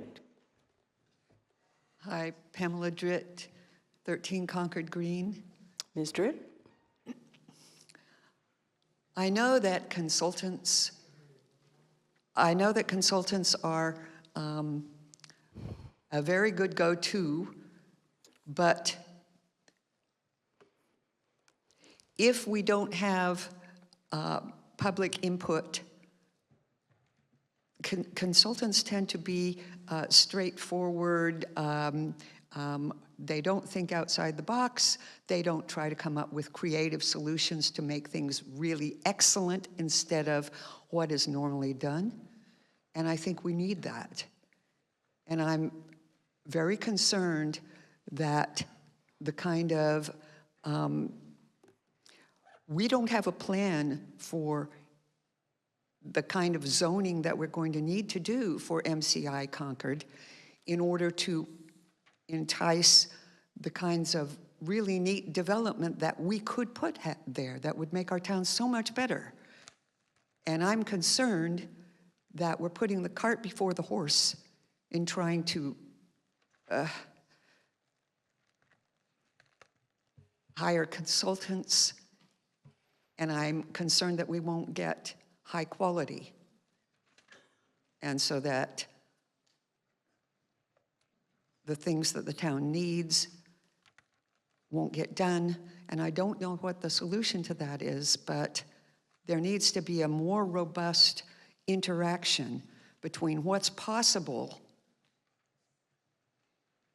and what we choose. Thank you, Ms. Dritt. We'll go to microphone number 1 in the gymnasium. Thank you. Prashar Patel, 397 Sudbury Road. Mr. Patel. Mark, I was going to follow up on Christine's question. First, I was going to ask, how reasonably confident are you that the 600,000 is enough? But you already answered that question. You're going to come back for more. So I'm kind of curious, roughly how much more do you think might be necessary to fund all of the objectives that were in the supplemental material? Because at the end of the day, 600,000 probably may not be sufficient for one of those activities versus the 3 that you described. So any sense of how much more we're going to have to spend in the next year or two? And by the way, I'm in favor of doing this. Yeah. So just want to get a total picture. Thanks. Mr. Howell? It's a very reasonable question.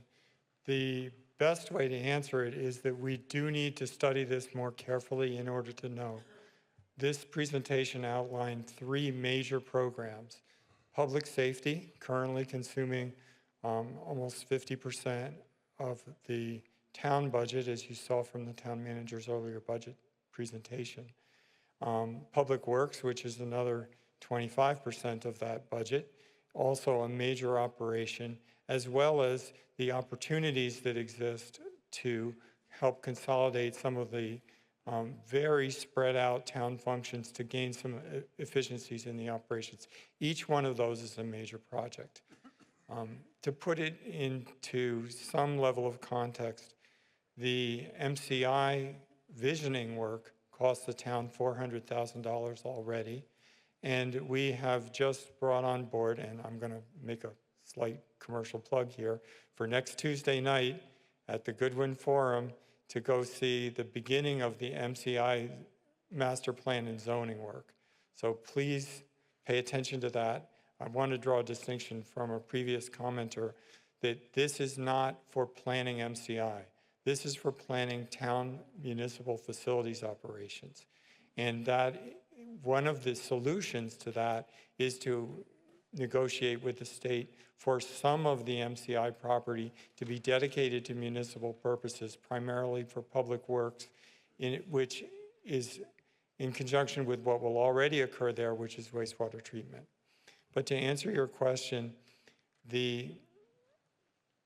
there's a large range of outcome possibilities. For example, acquiring an existing office building for municipal consolidation costs significantly differently than acquiring property and building such an office building.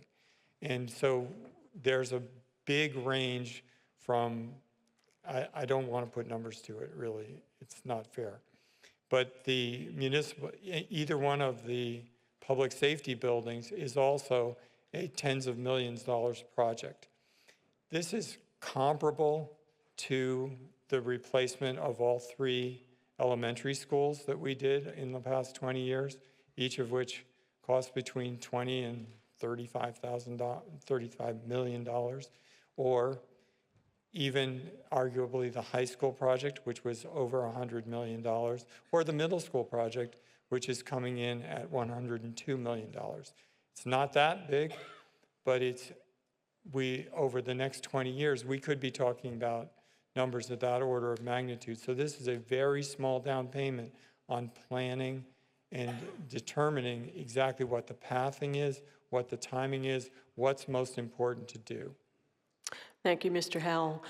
We'll go to microphone number 2. And I want to note, by the way, that those microphones do come out of the holders, so anybody who finds that they're not at the right height for them, feel free to pick it out of that holder and go ahead and use it. Microphone number 2. Thank you. Mark Galis, 62 Prescott Road. Mr. Galis? I'm on the Transportation Advisory Committee, but speaking entirely for myself. I need assurance that this money will be used to correct serious mistakes and omission in the land use group's process. These mistakes should not be carried forward. The promised extensive public engagement and dialogue should begin at the beginning and continue throughout. It's not sufficient just to have public engagement near the end when all decisions have been made. It should start right at the beginning. Everyone in Concord is a stakeholder. The lands and waters and ecosystems are stakeholders. After decisions have already been made, doing the minimum legally required, quote, environmental due diligence, unquote, is not sufficient. Local knowledge is also critical to success. Concord is not a jigsaw puzzle of properties with dollar-valued markings that tell you what to do with them. The value of each unique property and its current uses should be, of course, taken into account. Peter Springfield, for example, sustains local farming, biodiversity, Concord history, and open space. The idea of moving all the town operations to one building, we should, thinking about that, we should carefully consider where certain surfaces, such as those provided by the Council on Aging, are best located, may not be in a single public building. Consultants need to be guided by Concord's goals and Concord's needs, and all Concordians should be involved in the process. Consultants need to be guided, public needs to be heard all along through the process. Thank you. Thank you very much. Do we have anyone at a microphone in the auditorium, Mr. Moore? No, we do not. Thank you. Microphone number 2. Okay. Lydia Rogers, 210 Old Picard Road. Ms. Rogers? I'm here because I'm a little confused about whether I want to support this or not. Obviously, it's a big deal. It's extremely important to the town and to its future. And I'm confused because I attended remotely a meeting of the land use, no, it's not a committee, board, not a board, what is it? Anyway. Working group. Working group, thank you.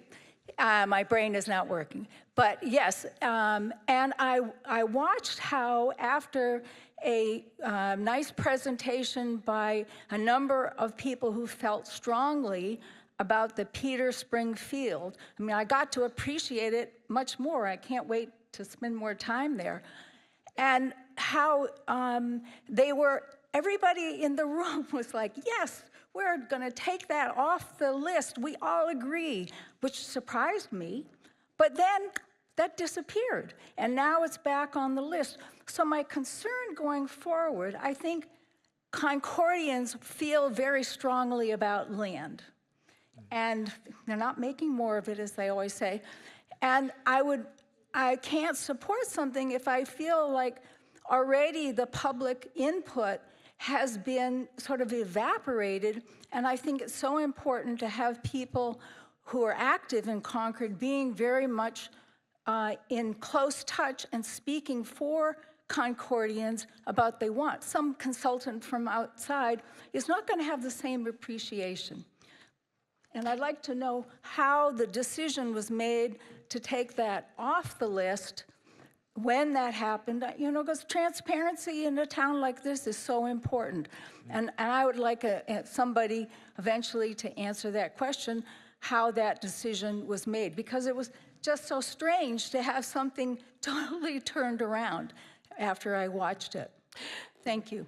Thank you, Ms. Rogers. Well, I think the question of which properties are on and off lists that were considered by the Land Use Working Group is not, strictly speaking, within the scope of this article. However, what I'm hearing is concerns about public process and what the direction would be to the consultants if the town were to appropriate these funds. Mr. Howell, would you like to respond to that? Yes, I would. I thought I was clear.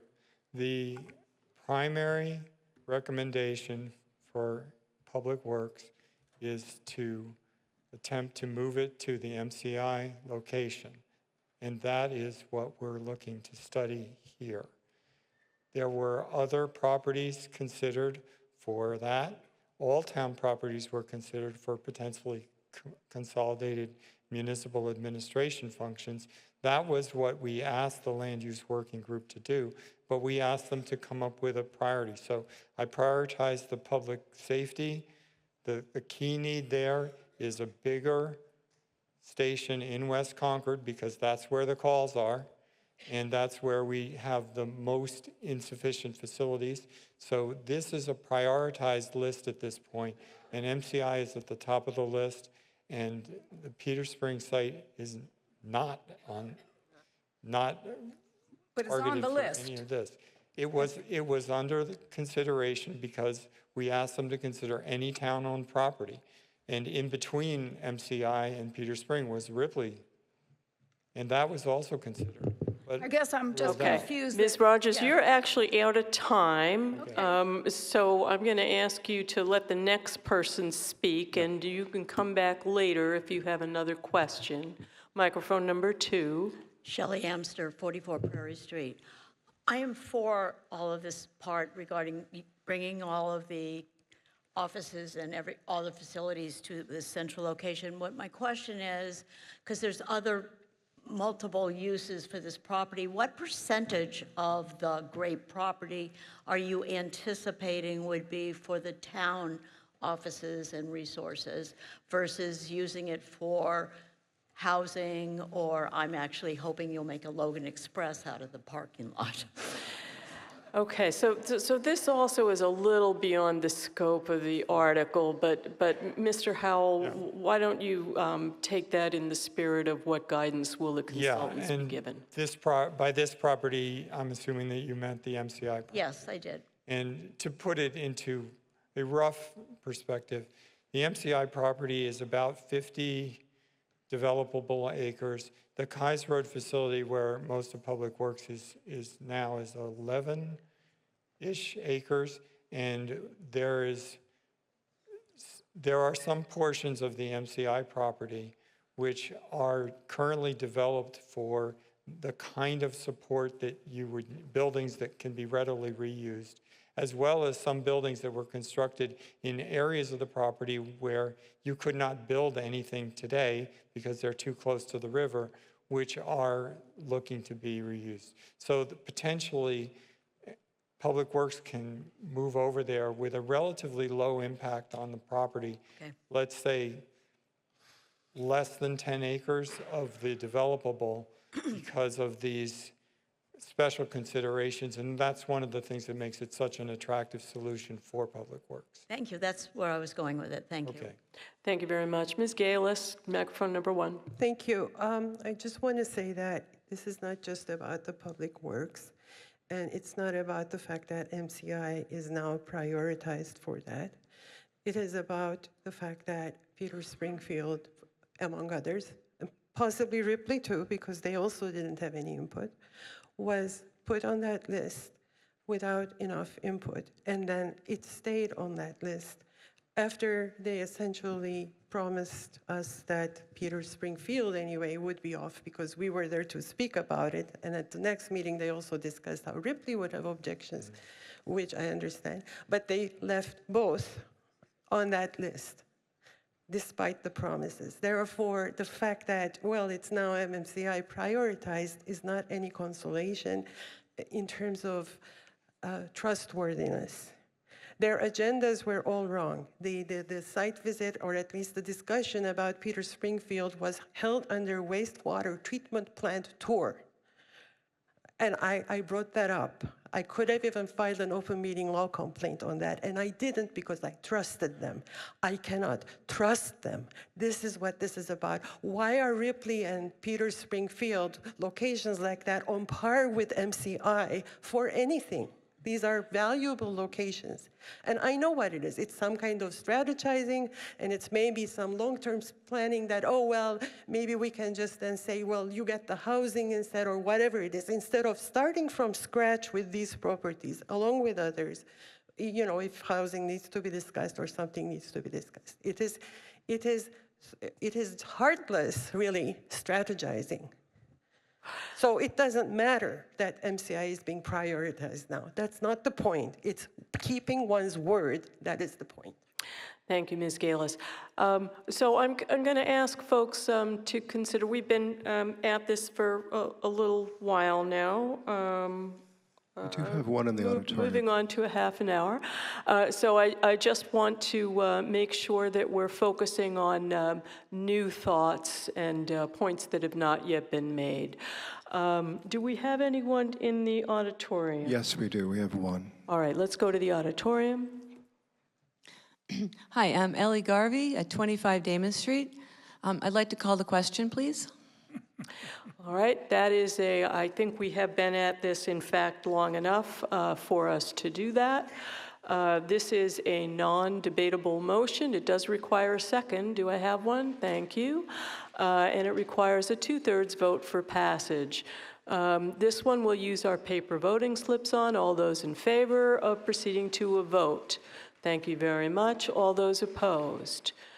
Okay, that is a very clear majority in the gymnasium in favor of calling the question. Mr. Moore, what does it look like in the auditorium? Clear majority in favor of calling. All right, we will then proceed to a vote. Now, I think we'll use our clickers for this one. We have been... Point of order. Call the question needs a 2/3 majority. Thank you. So that definitely passed by 2/3, and thank you for reminding me to call that vote correctly. It did pass by 2/3. Okay, so we will now proceed to a vote, and we'll use our clickers for this. We have been going for a while, so I'll invite everyone who would like to stand up while we take this vote, so you get an opportunity to stretch your legs. And can we open the voting window, please? All right, the voting window's open. Please vote.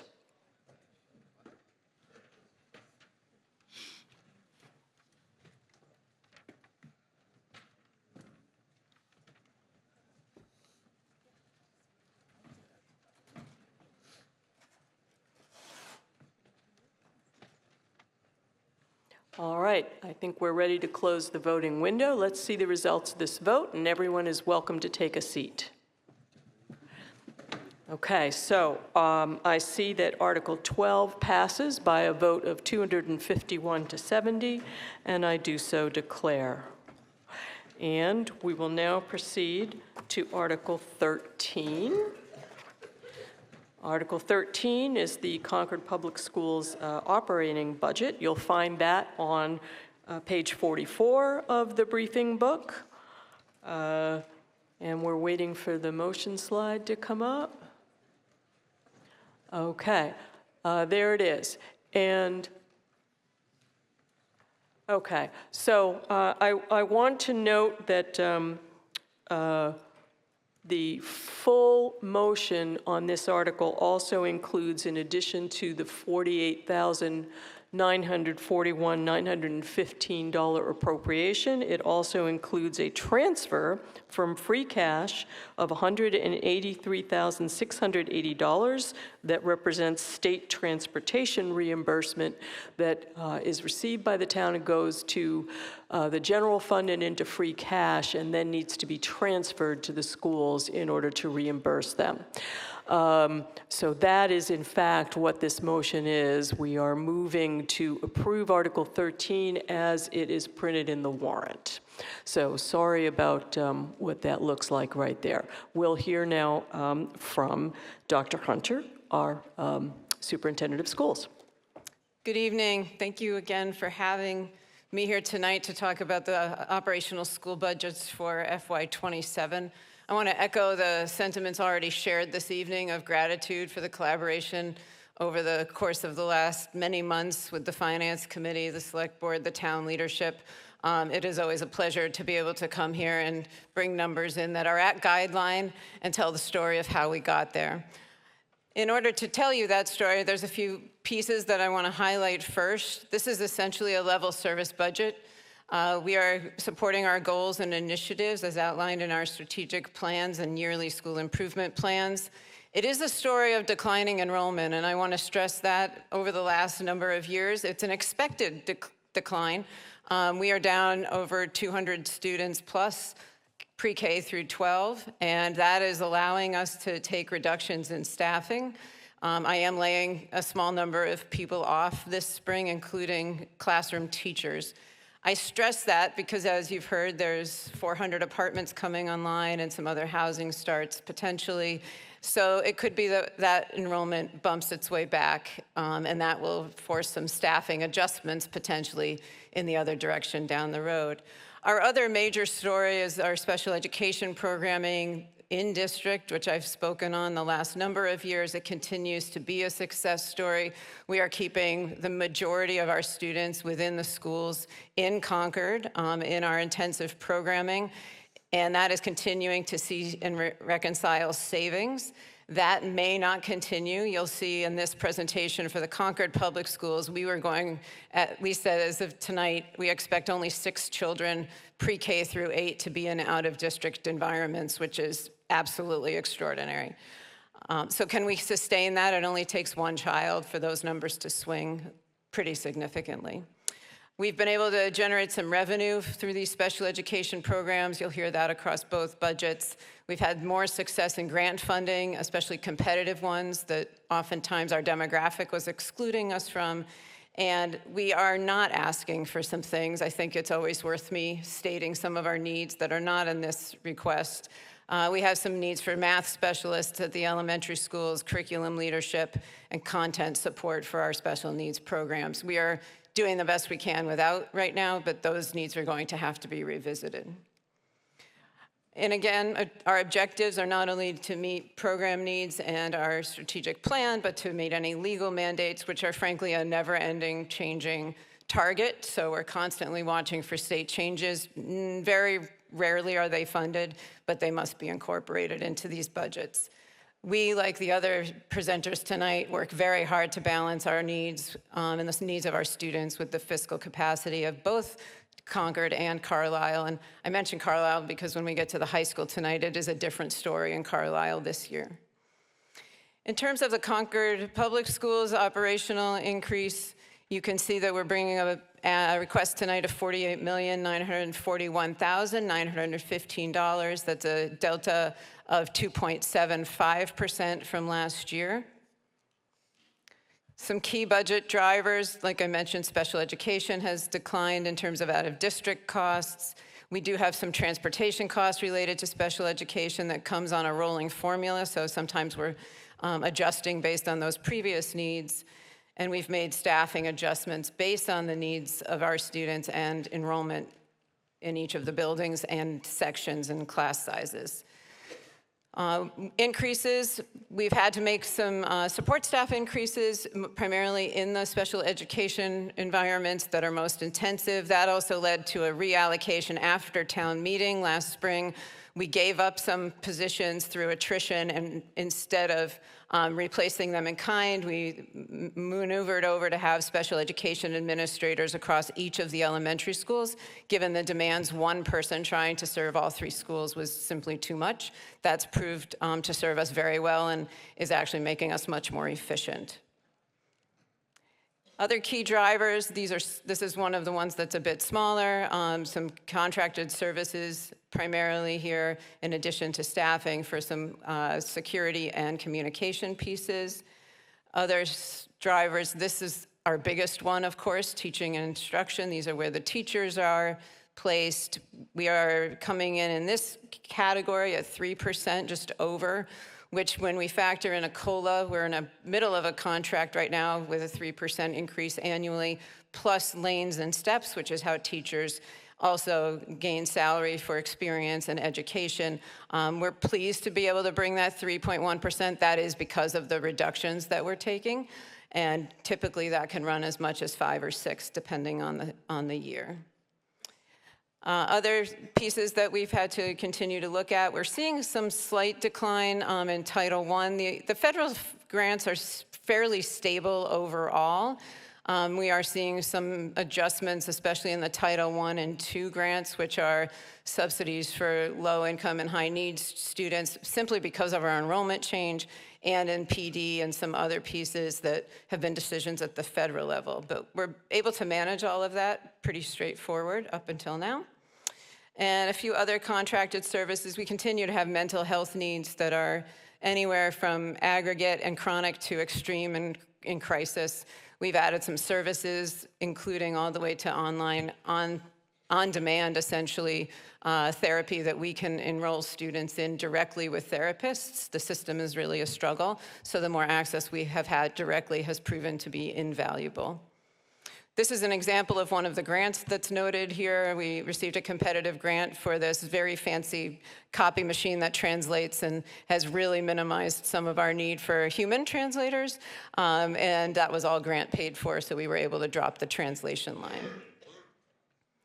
Other school services, our transportation costs for special education are noted here. Again, based on a 2-year ridership average, we do have needs there. We're hoping the state will fund this at its 100% level as promised many years ago. We're listening carefully to the budgets that are happening at the State House now. They're climbing closer, but that actual promise of 100% reimbursement has not yet been realized, so we continue to carry costs there. We, as a reminder, have in-house transportation for our regular education students. We continue to believe strongly that that has proven to be both efficient and fiscally responsible. And a little off of the budget is the fact that we're about to bring more electric buses online through a creative solution there. I see I'm out of time, so I'm going to skip to the bottom line of the 2.8% increase that we're requesting that's in line with the guidelines. Thank you very much, Dr. Hunter. I realize we didn't get a second for the motion. Thank you very much. And I will remind you that this motion is as it's printed in the briefing book on page 44. It is both raising and appropriating the $48,941,915 for the operating budget for the Concord Public Schools, and also transferring the $183,680 from free cash to reimburse the schools for transportation. We will open the floor to questions and comments. I see none in the gymnasium. Oh, wait, okay, we got someone coming. Is there anybody in the auditorium? No, there was not. Okay, and I want to note that both the Select Board and the Finance Committee recommend affirmative action on Article 13. Microphone number 2. Hi, Susan Bates, Concord Green. Ms. Bates. I just have a question about the book. There's a number of pages about... Can you get a little closer to that microphone? I have a question about the book, so I'm not sure if this is for Dr. Hunter or for whoever decided on the format. There are several pages about school activities, but for this almost $49 million allocation, there's a half a page. And typically, as I recall in other past town meetings, there's been backup in the document that lists the things you talked about, like enrollment. Well, I saw that somewhere else, but changes in personnel costs and a little more detail than just this. And the same with the high school budget. That's my question. Okay. Dr. Hunter, do you want to say anything about where that information might have been available? Yes, all of that is on our website under the Finance Department, both through all the various presentations that we've given since December. I don't know exactly what landed in the budget book, but everything can be found on the website. It's very little. I just would suggest that if you're going to consolidate, you might at least have half a page or so of the major players in the budget, in the cost changes. Great. So I thank you. That noted that it would be more helpful to the voters if we had a little printed in the briefing book some of the information that you would otherwise have to go to the school website to find. Got it. Thank you. Microphone number 1. Yes, just seems curious to me. Christian Fisher, 96 Wilson Road. Thank you. If we have 200 less students, but the budget's going up 3%, is that correct, or? 200 pre-K through 12, so that does include the high school. We have made staffing reductions in order to accommodate lower class numbers at the elementary schools. We've adjusted at the middle school. What is going up is the contractual salaries of the teachers as well as our special education costs. So some of those increases are negating the decline. Okay, because I might expect to see a savings there. But. We would have struggled to reach guideline if we didn't have the decline and hadn't made those reductions in force to accomplish that. Thank you very much. Do we have any speakers in the auditorium? No, ma'am. Mr. Moore? All right, thank you. I see no one else at a microphone. It looks to me like we are ready to proceed to a vote. Let's go ahead and use our clickers for this one, and we will open the voting window now, please.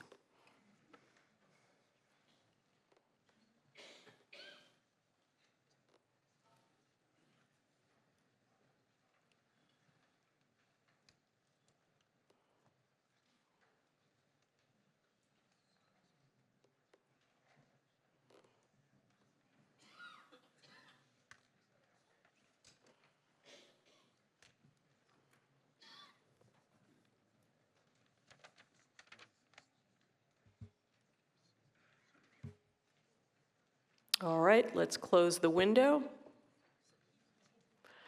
And I see that Article 13 passes by a vote of 316 to 40 with 2 abstentions. And I do so declare. And we'll now proceed to Article 14, which is the Concord Public Schools capital budget. We have the motion there on the screen. This is raising and appropriating $501,430 for CPS capital improvement and debt plan for this fiscal year. Could we have a second for the motion, please? Thank you very much. And we'll hear from Dr. Hunter. Thank you. Tonight I am presenting our capital request for the Concord Public Schools. This is a focus on preschool through grade 8. I will start by noting that obviously with that beautiful new school for the middle school students, we are not bringing you any requests there. That I expect will be a long time coming before that happens. We've had a very successful first year there, and again, to continue to share our gratitude to the community. So essentially, we're focused here on the elementary schools. They are aging 20-ish years each. So we're starting to look at what we can do there in terms of maintenance, preventative maintenance, as well as slowly starting to make some replacement projects, as well as some equipment needs. So I won't go through each of these. Essentially, we're looking at building management systems, some auditorium needs at 2 of the 3 schools, some maintenance equipment, scrubbers, refurbishing and replacing some of the brick at Willard, and then a sander that we're desperately hoping, well, it did survive the winter. We're glad for that. We would hope to replace that so that we are sure it will survive another after 20 years on the road. And 2 copiers. And probably the biggest piece to note here is the elementary schools have active boards, which is the screen that projects from the teacher's computer. Those are original, most of them, from when they were put in 20 plus years ago, whether it was during the renovation or construction of whichever school they're in. So we needed to start to make a master and replacement plan for that. So this number this year represents about half of those units. And next year, we expect to request the second half. We want to be sure that we're starting to make these changes before the machines are non-functional and we cannot replace them one at a time as they are not working. So that is the biggest portion of this request that we hope you will consider. And again, the total this year is $501,430 for capital projects at the Concord Public Schools. Very good, thank you very much. I want everyone to note how much time is left on Dr. Hunter's clock. Trying to make up for the overage on the first. We'll open the floor to questions and comments now. I see none in the gymnasium. Mr. Moore, do you have any in the auditorium? None here, thank you. Very good. Let's proceed to vote, and I would say let's use our paper voting slips for this one. All those in favor? Thank you very much. All those opposed? Okay, that is unanimous in the gymnasium. How does it look in the auditorium, Mr. Moore? All but 2. Okay, so that passes by a near unanimous vote, and I do so declare. Thank you very much. We'll now proceed to Article 16, which is establishing a special education reserve fund. You want to do 15? Oh, sorry about that. We'll now proceed to Article 15. We may as well fund the high school as long as we're all here. So,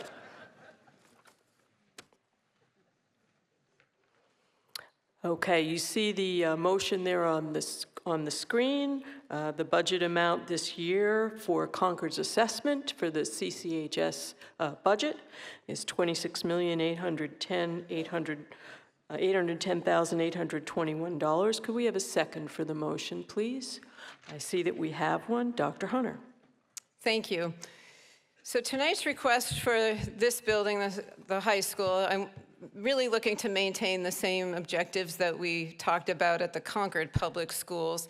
I want to stress one piece here because it will come up in the slides. The revenue we're now generating from the in-house special needs programming here is significant. We are tuitioning in approximately 6 to 8 students from other communities for now totaling hundreds of thousands of dollars. And it's actually allowing us to put that revenue into the budget because it's stable and consistent, and we continue to take calls with referrals. Our objectives here are the same: to maintain level service, meet our legal mandates, and to support our strategic planning objectives. Our overall increase for the high school this year is a 1.24% operational increase. Again, declining enrollment here has allowed us to take reductions totaling upwards of $250,000 in staffing, as well as to make other reallocations to avoid any requests for additional funding. I'm going to skim through these because I think the real story this year is the assessment and the allocation to each community.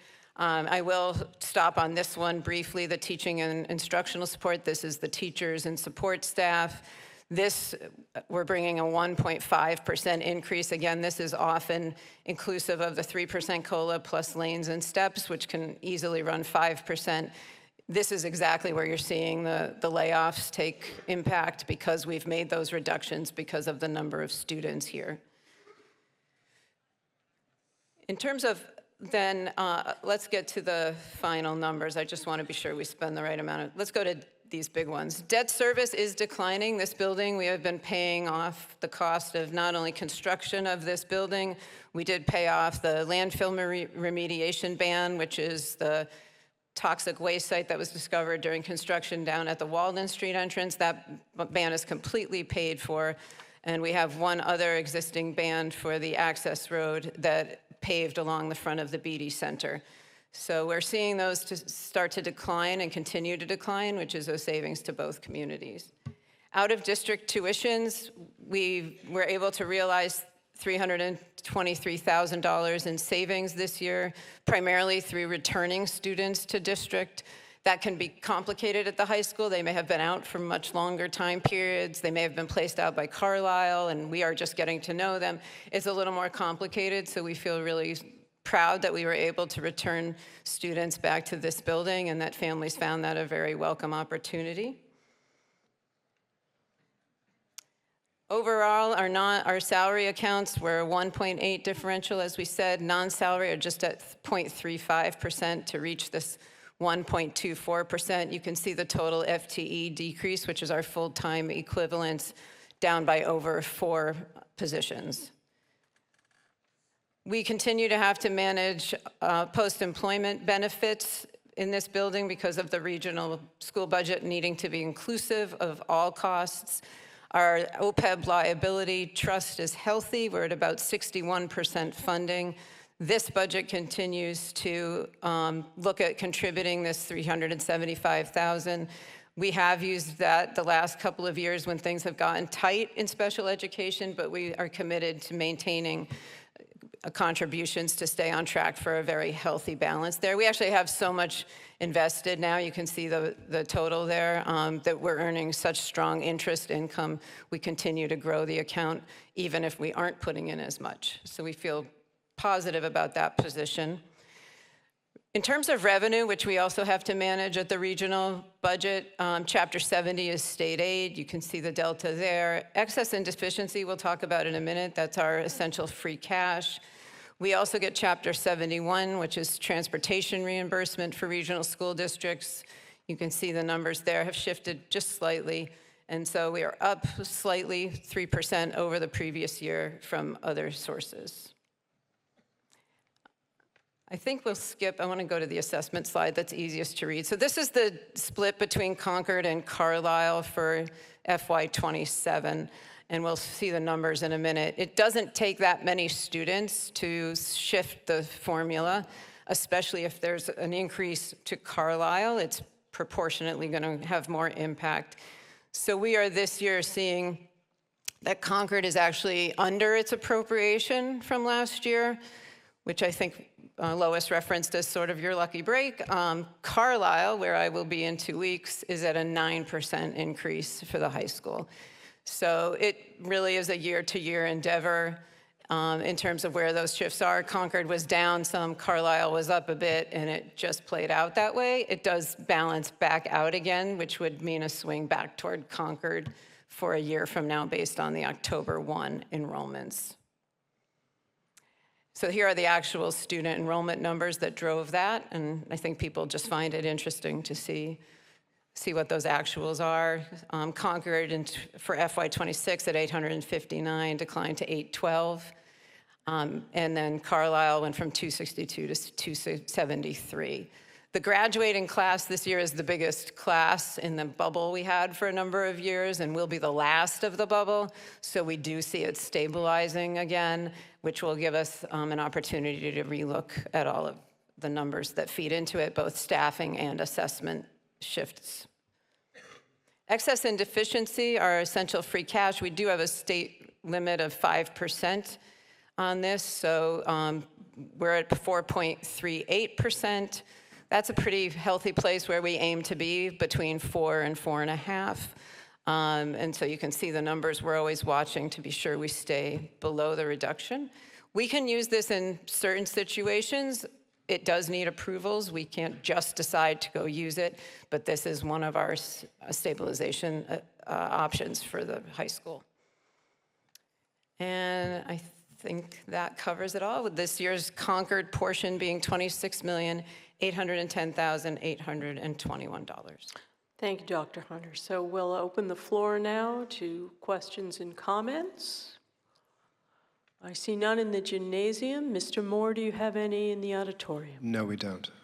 All right, let's proceed to a vote. All those in favor, let's use our paper voting slips. Up you go. Thank you very much. All those opposed? Okay, that appears to be unanimous in the gymnasium. And, Unanimous here as well. oh, Article 16 is me. say what? Article 16. Yes, you have one more. Yes. You do have one more. And what does it look like in the auditorium, Mr. Moore? Unanimous in favor. All right, so Article 15 passes by a unanimous vote, and I do so declare. And now we'll proceed to Article 16. Thank you.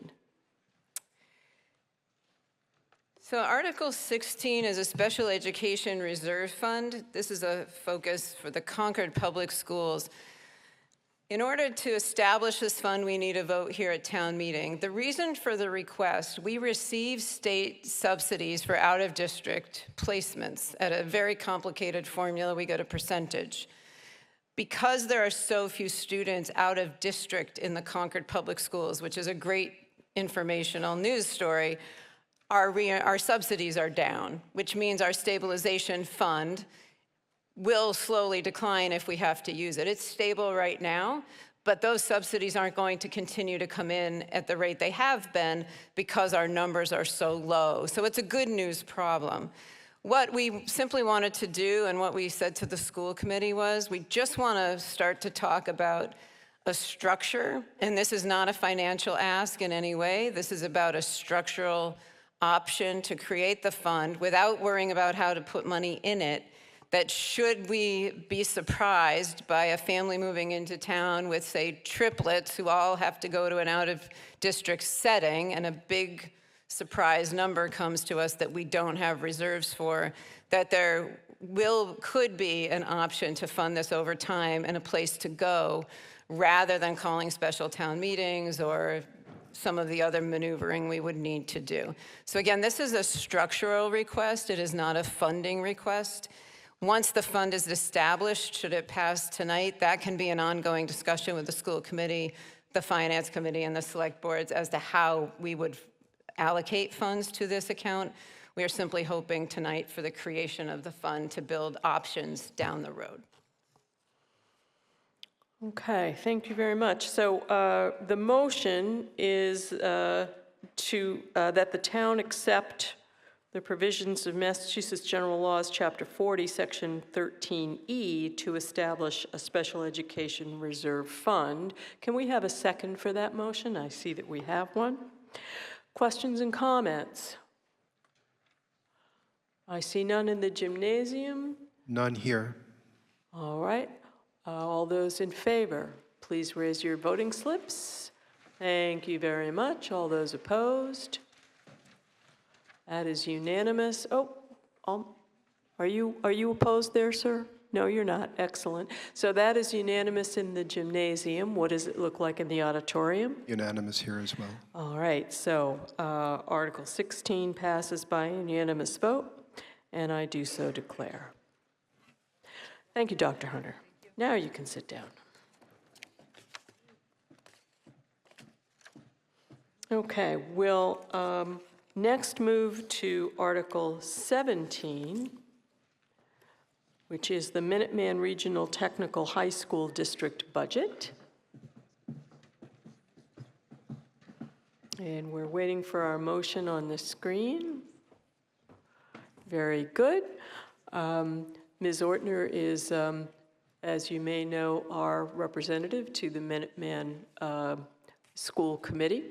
and she moves that the town appropriate $1,886,548 as Concord's assessed share of the budget for the Minuteman Regional Technical High School. Could we have a second for the motion?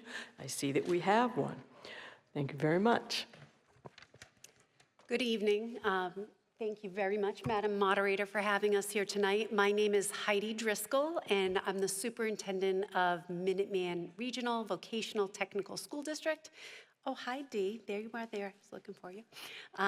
This is my second year here, and I want to thank all of you for your partnership with Minuteman and allowing us to provide your children with an immersive vocational education for those who choose. We have a concise, high-level budget summary for you, and my business manager, Nikki Andrade, will be sharing those numbers, and then we'll be happy to entertain questions. Good evening. Could move to the next slide. You have a clicker right there. Great. Our total operating and capital budget is just shy of $33.5 million, which is a 2.99% increase over FY26's budget. Our operating recommendation, just shy of $26.5 million, is 3.84% increase. That's driven largely by our successfully negotiated CBA, which is a 3% increase, plus steps and lanes for the teachers, as well as an increase in health insurance. Our operating capital line, just about $1.25 million, is a just about 4% decrease. This line is made up mostly of our capital stabilization fund, as well as any of the leases we have and the athletic field debt we have on our school. And our building project debt is fairly consistent, just about $5.7 million, which is just less than a 1% change year to year. That is debt excluded for Concord. So overall, our increase in assessments is 2.44%, just about $26.7 million. And our assessment to Concord is up a little higher, just shy of $1.9 million, a 7.6% increase. That is driven largely by the 4-year rolling average. So the portion to each town that Minuteman is a part of has that calculated in.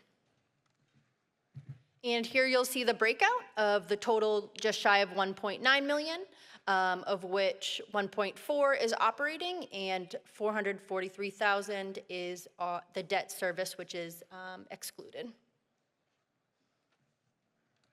As I mentioned, the budget is driven largely by our enrollment. So you'll see for our school, we have 657 students, which is the blue line, made up of a majority of our member towns, which is the red line of 615 students, and we have 42 non-member students, which is the green line. An important breakout here for Concord we highlighted. We have 14 seniors, 8 juniors, 9 sophomores, and 9 freshmen.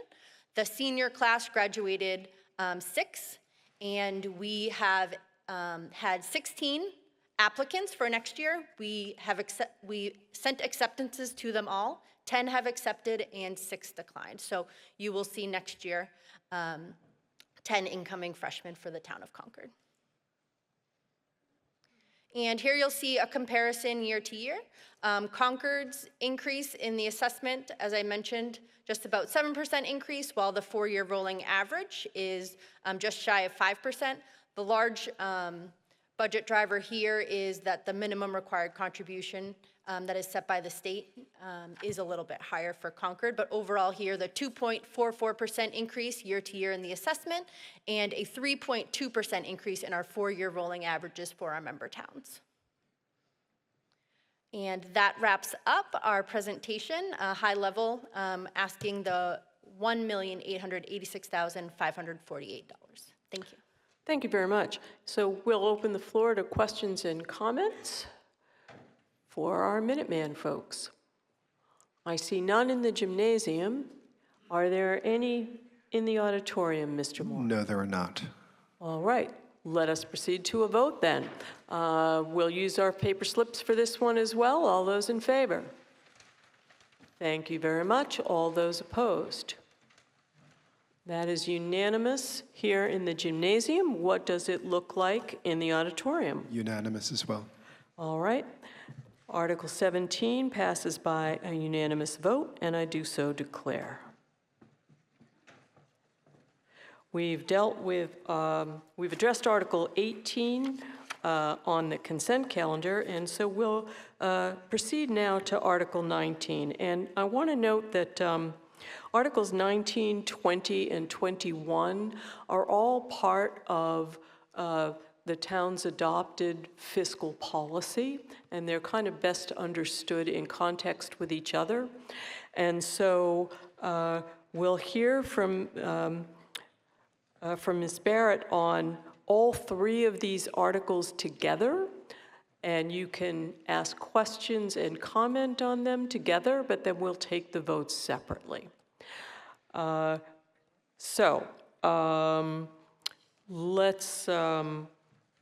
I'm going to do, I think, is take seconds for the motions when we go to the votes. So right now, we'll just proceed with the presentations.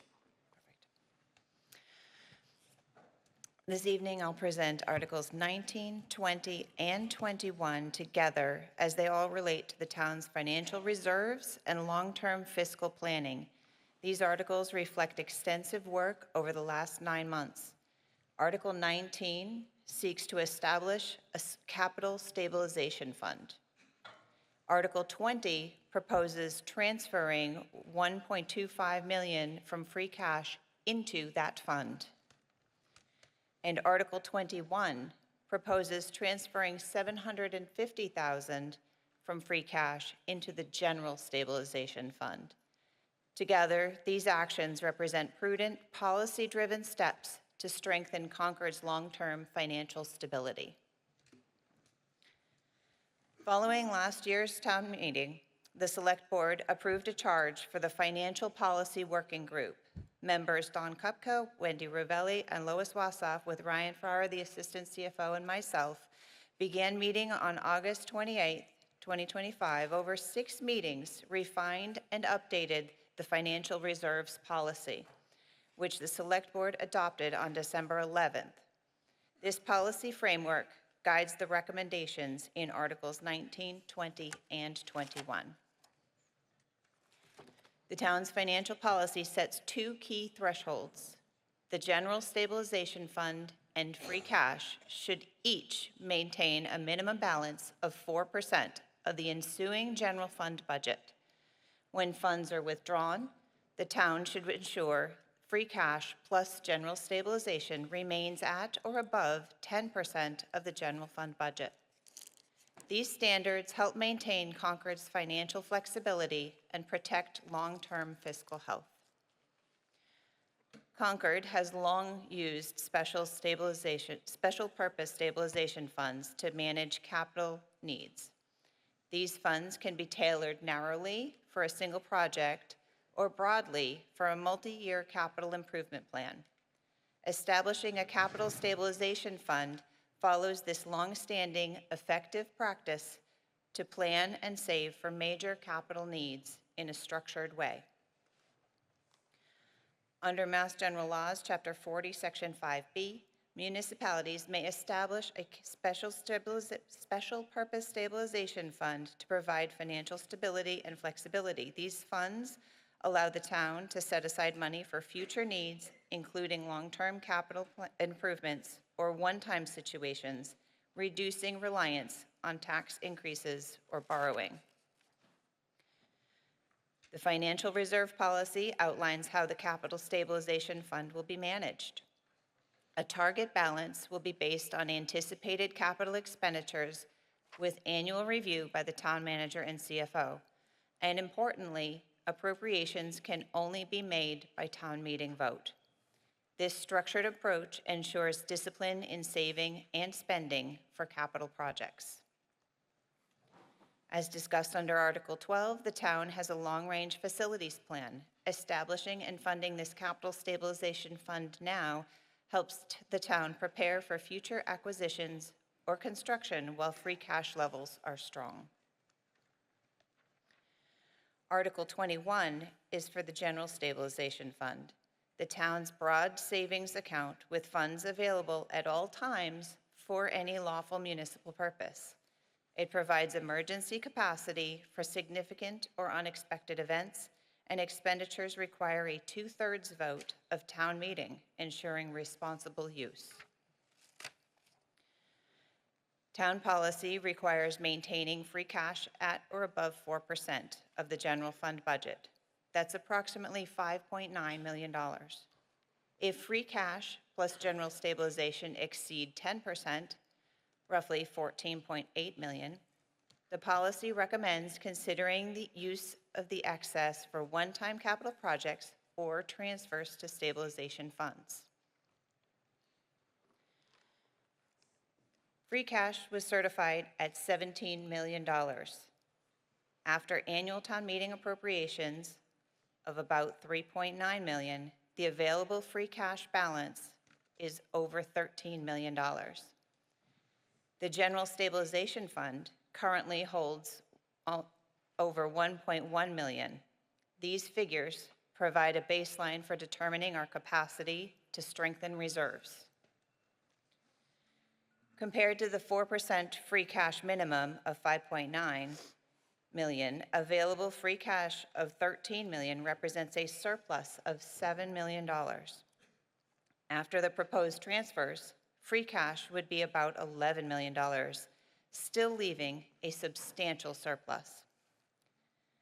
The General Stabilization Fund is almost $4.8 million below its 4% target. After the proposed $750,000 transfer, that gap narrows to just over $4 million. The Capital Stabilization Fund currently has no balance. It doesn't exist. The $1.25 million transfer would establish a meaningful initial reserve for capital planning.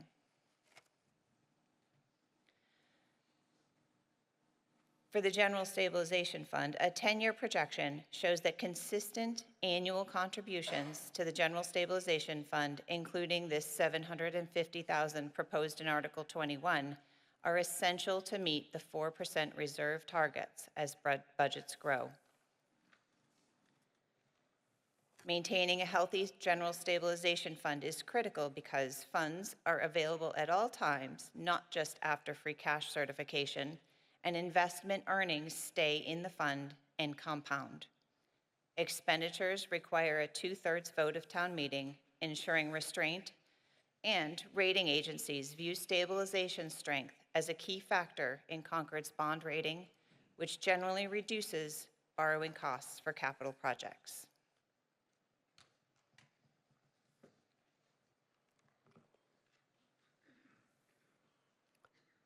All done with all three?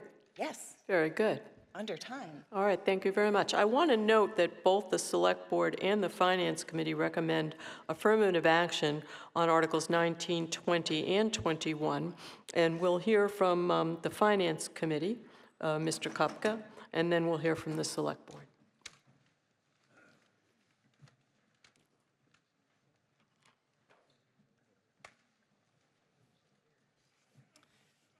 I think you all understand what we're doing here. We're basically allocating savings toward our highest priorities.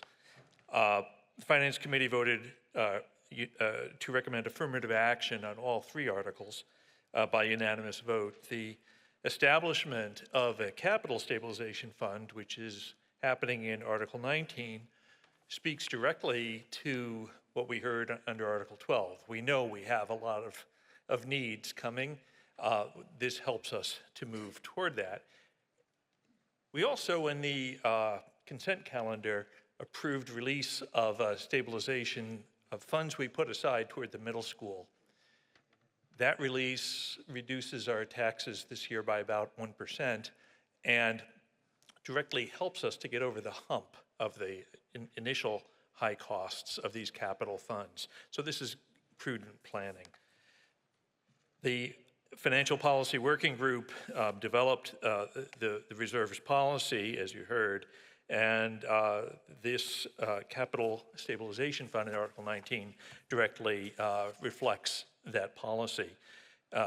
Article 20 allocates $1.25 million from free cash to it voted unanimously by the Finance Committee to recommend affirmative action. And similarly, a unanimous vote to allocate $750,000 from free cash to the General Stabilization Fund. Again, it's taking our free cash and putting it into a rainy day fund, which we can use if needed. Thank you. Thank you very much. Ms. Ravelli?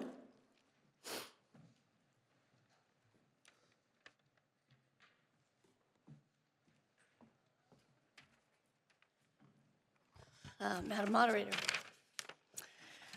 at the 2025 town meeting, the Select Board and Finance Committee held differing positions on the need for new stabilization funds and the appropriation and the appropriate level of appropriation to the General Stabilization Fund. In response, the Select Board moved to establish a financial policy work group, bringing together representatives from the Select Board, Finance Committee, and Finance leadership. The primary focus was to review existing practices and build consensus around a comprehensive town financial policy.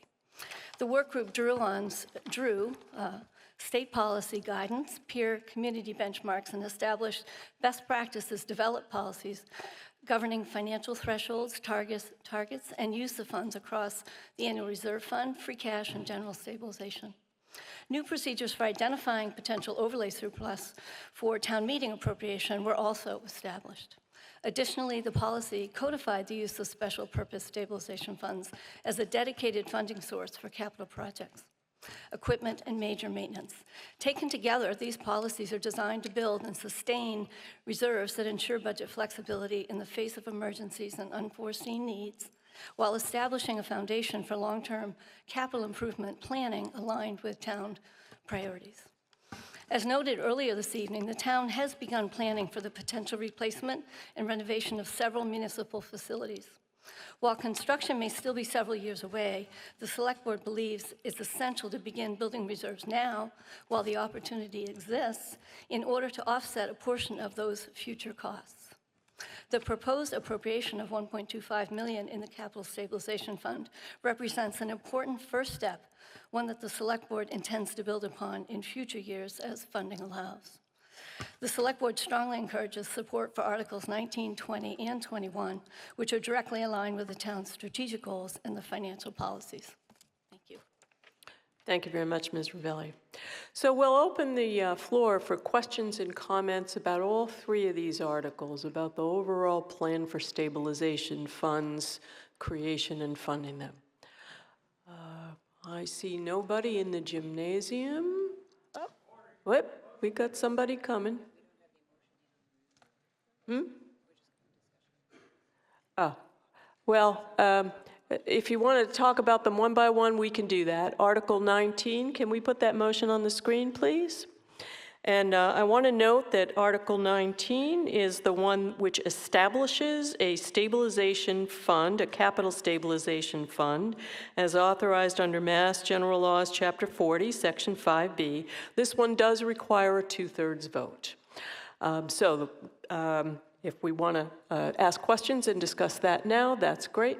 Microphone number 1.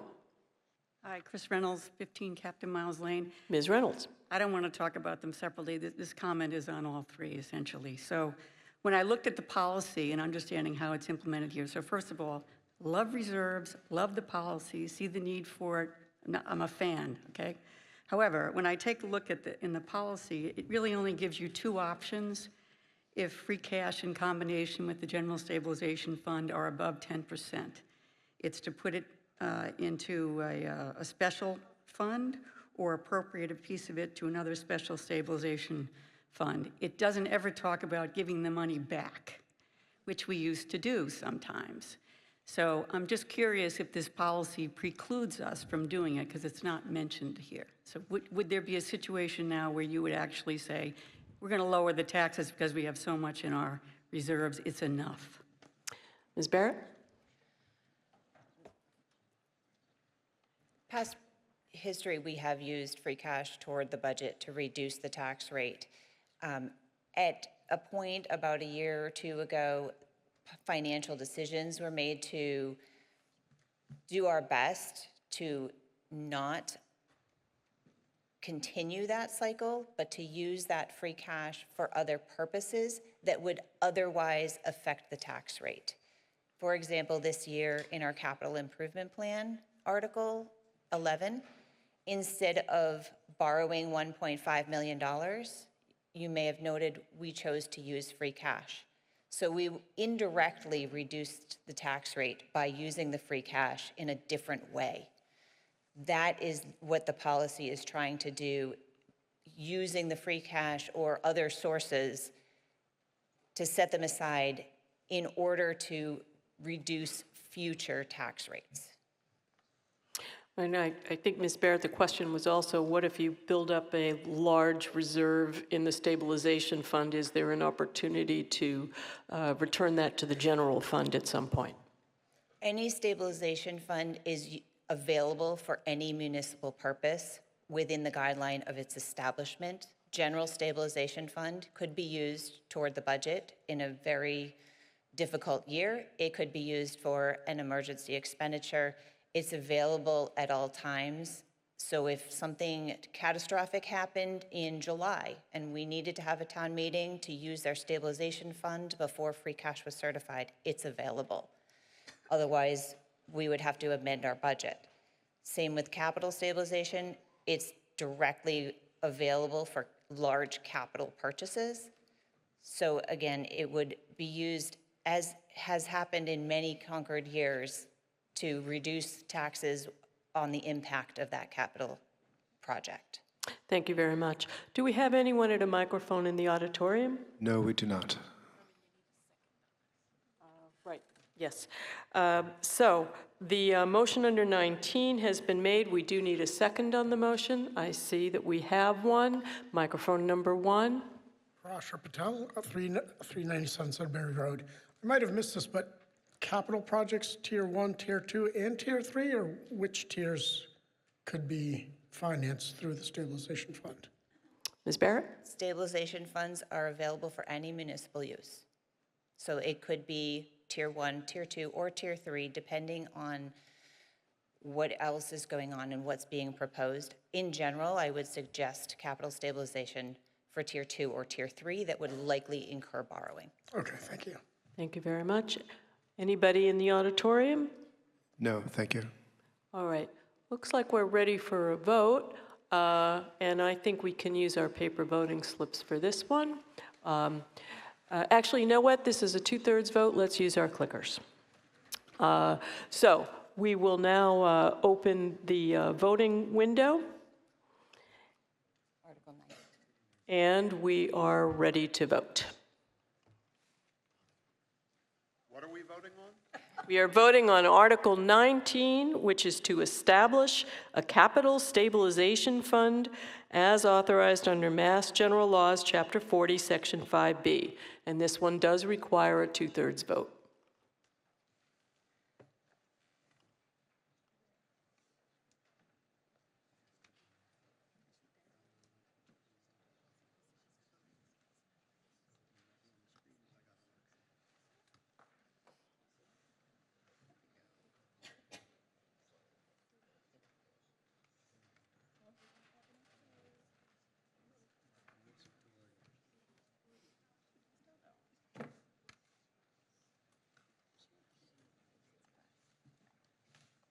All right, we're ready to close the voting window, and let's see what the vote is. All right, so that passes by 2/3 by a vote of 288 to 9, and I do so declare. We'll next turn to Article 20. Could we have that motion up on the screen, please? And this is a motion to transfer $1,250,000 from free cash to the capital stabilization fund that we just created under Article 19. We need a second for this motion. I see that we have one. Thank you. Questions or comments? How about in the auditorium, Mr. Moore? No, we do not. Thank you. All right, this is a majority vote. Well, let's use our paper voting slips for this. All those in favor? Very good, thank you. All those opposed? That's unanimous in the gymnasium. What's it look like in the auditorium, Mr. Moore? Unanimous here as well. All right, so Article 20 passes unanimously, and I do so declare.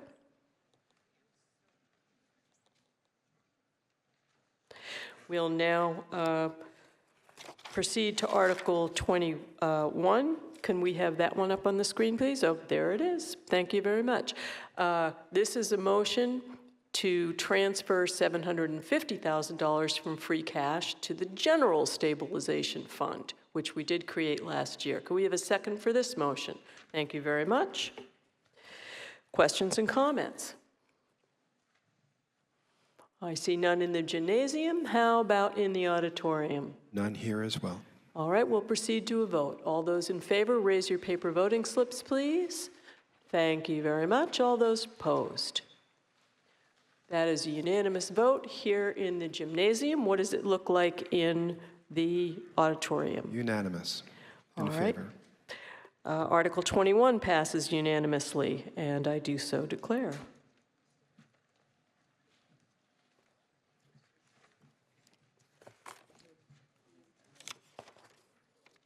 Okay, we have addressed Articles 22, 23, and 24 on the consent calendar, and we will now proceed to Article 25.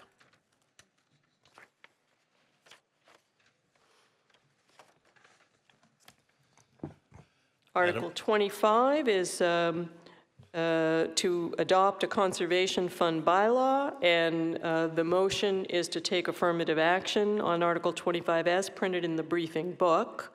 Can we have a second for the motion, please? I see that we have one. Thank you very much. Mr. Bohm. Madam Moderator, Paul Bohm for the Select Board. So I'm pleased to present and discuss Article 25, which is adopt a conservation fund bylaw. So what's the purpose of a conservation fund? Approval of this article and the bylaw to which it references would establish a conservation fund under Massachusetts General Law, Chapter 40, Section 8C. Many towns in Massachusetts have such conservation funds. I think there's general agreement among Concordians that preservation of open space is one of our key values as citizens. The purpose of establishing a conservation fund is straightforward: to create a dedicated, flexible funding source to support conservation and natural resource protection in our community, including potential land purchases. Note, please, that by establishing the bylaw to create the fund does not appropriate funds. Town meeting authorization of initial funding is actually part of Article 26, which will be discussed following. So why establish a bylaw? While Massachusetts General Law allows for the creation of a conservation fund without any further action, as part of that law created by the Conservation Commission, the Select Board is bringing forth this motion to establish the fund because we wanted to make sure that citizens are aware of and directly support its creation, and that the governance of the fund is clear, thus the proposed bylaw. The fund would be administered by the Natural Resources Commission in accordance with a bylaw. The commission may expend money from the fund for conservation purposes, natural resource protection, and related activities. Importantly, by virtue of having the funds available to the Conservation Fund, resources will be available quickly for purchase of land as they become available. Authorized uses include the acquisition of conservation and agricultural restrictions, the preservation of management and conservation land, and necessary professional services such as appraisal, engineering, and planning and legal services. But the main focus of the fund would be for the fee acquisition of land. A key provision of the proposed bylaw is that this latter use, the purchase of land, would be subject to Select Board approval, as are other land purchases such as the Affordable Housing Trust purposes. One of the key benefits of establishing this fund is the ability to respond rapidly to opportunities and to work with other entities in town where appropriate. Parcels of land representing conservation opportunities often arise quickly. Properties identified in our open space and recreation plan, for example, or others that become available unexpectedly may require timely action. Subject to coordination and approval requirements as specified in the bylaw, having a dedicated fund and funding in place allows the town to act strategically and efficiently rather than missing opportunities because we lack a mechanism to respond. Specifically, the Open Space and Recreation Plan established by the Natural Resource Commission provides one of the guides for future open space and land conservation. The update of this 2015 plan is now in progress. While the fund is administered by the Natural Resource Commission, this bylaw ensures coordination across town interests. This is a very important part of this bylaw. Before utilizing the fund, the commission must consult with the Concord Municipal Affordable Housing Trust, the town manager, and the Director of Public Works.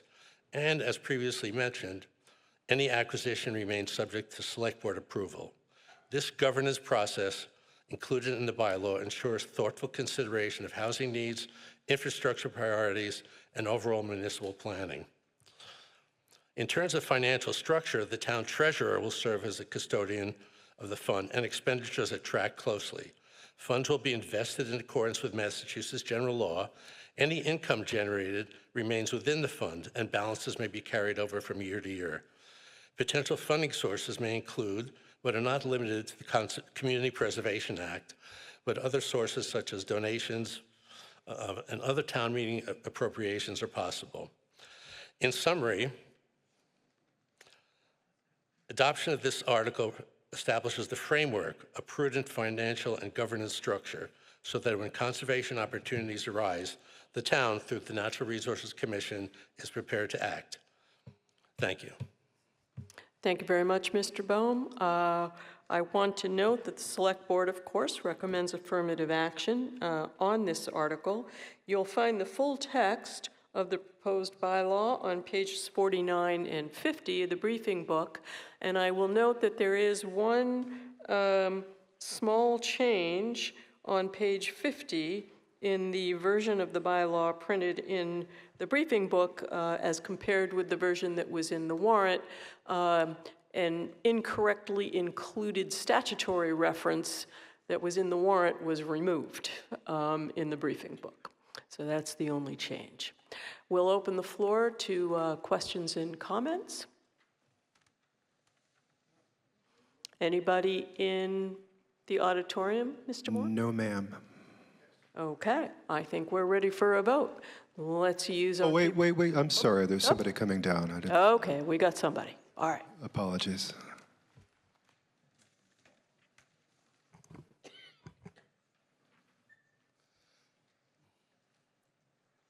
It's a steep set of stairs you. in there. Sorry, I was all the way in the back. Yeah, my bad. Yeah. David Garrison, 53 Middle Street. My question is, all of the things that are set forth in this are included in the CPA. So really what this bylaw does is it creates a new body that can spend money that was set aside for this purpose, which I thought was the purpose of CPA funds. So is this just so that there's a way to avoid the processes that it's done now through CPA? Not at all. In fact, the CPA will be discussed subsequently. CPA does not establish the bylaw. The bylaw is being established through Article 25. CPA will fund, is one of the funding mechanisms for the bylaw. So, but it doesn't go through the town meeting approval like we're going to have tonight for the CPA funds and how they're being spent, correct? So it is creating a fund to go around the CPA process, which requires town meeting to approve the funding of specific projects. Again, the CPA process is funding. This bylaw establishes, I'll call it the governance, the coordination mechanisms, the approval mechanisms, which the CPA does not. CPA approves the funding of the fund itself, not the governance of the fund. So, but it is a new fund, is it not? It is a new fund, yes.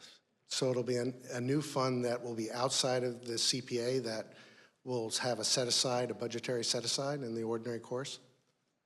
The new fund is independent of the CPA.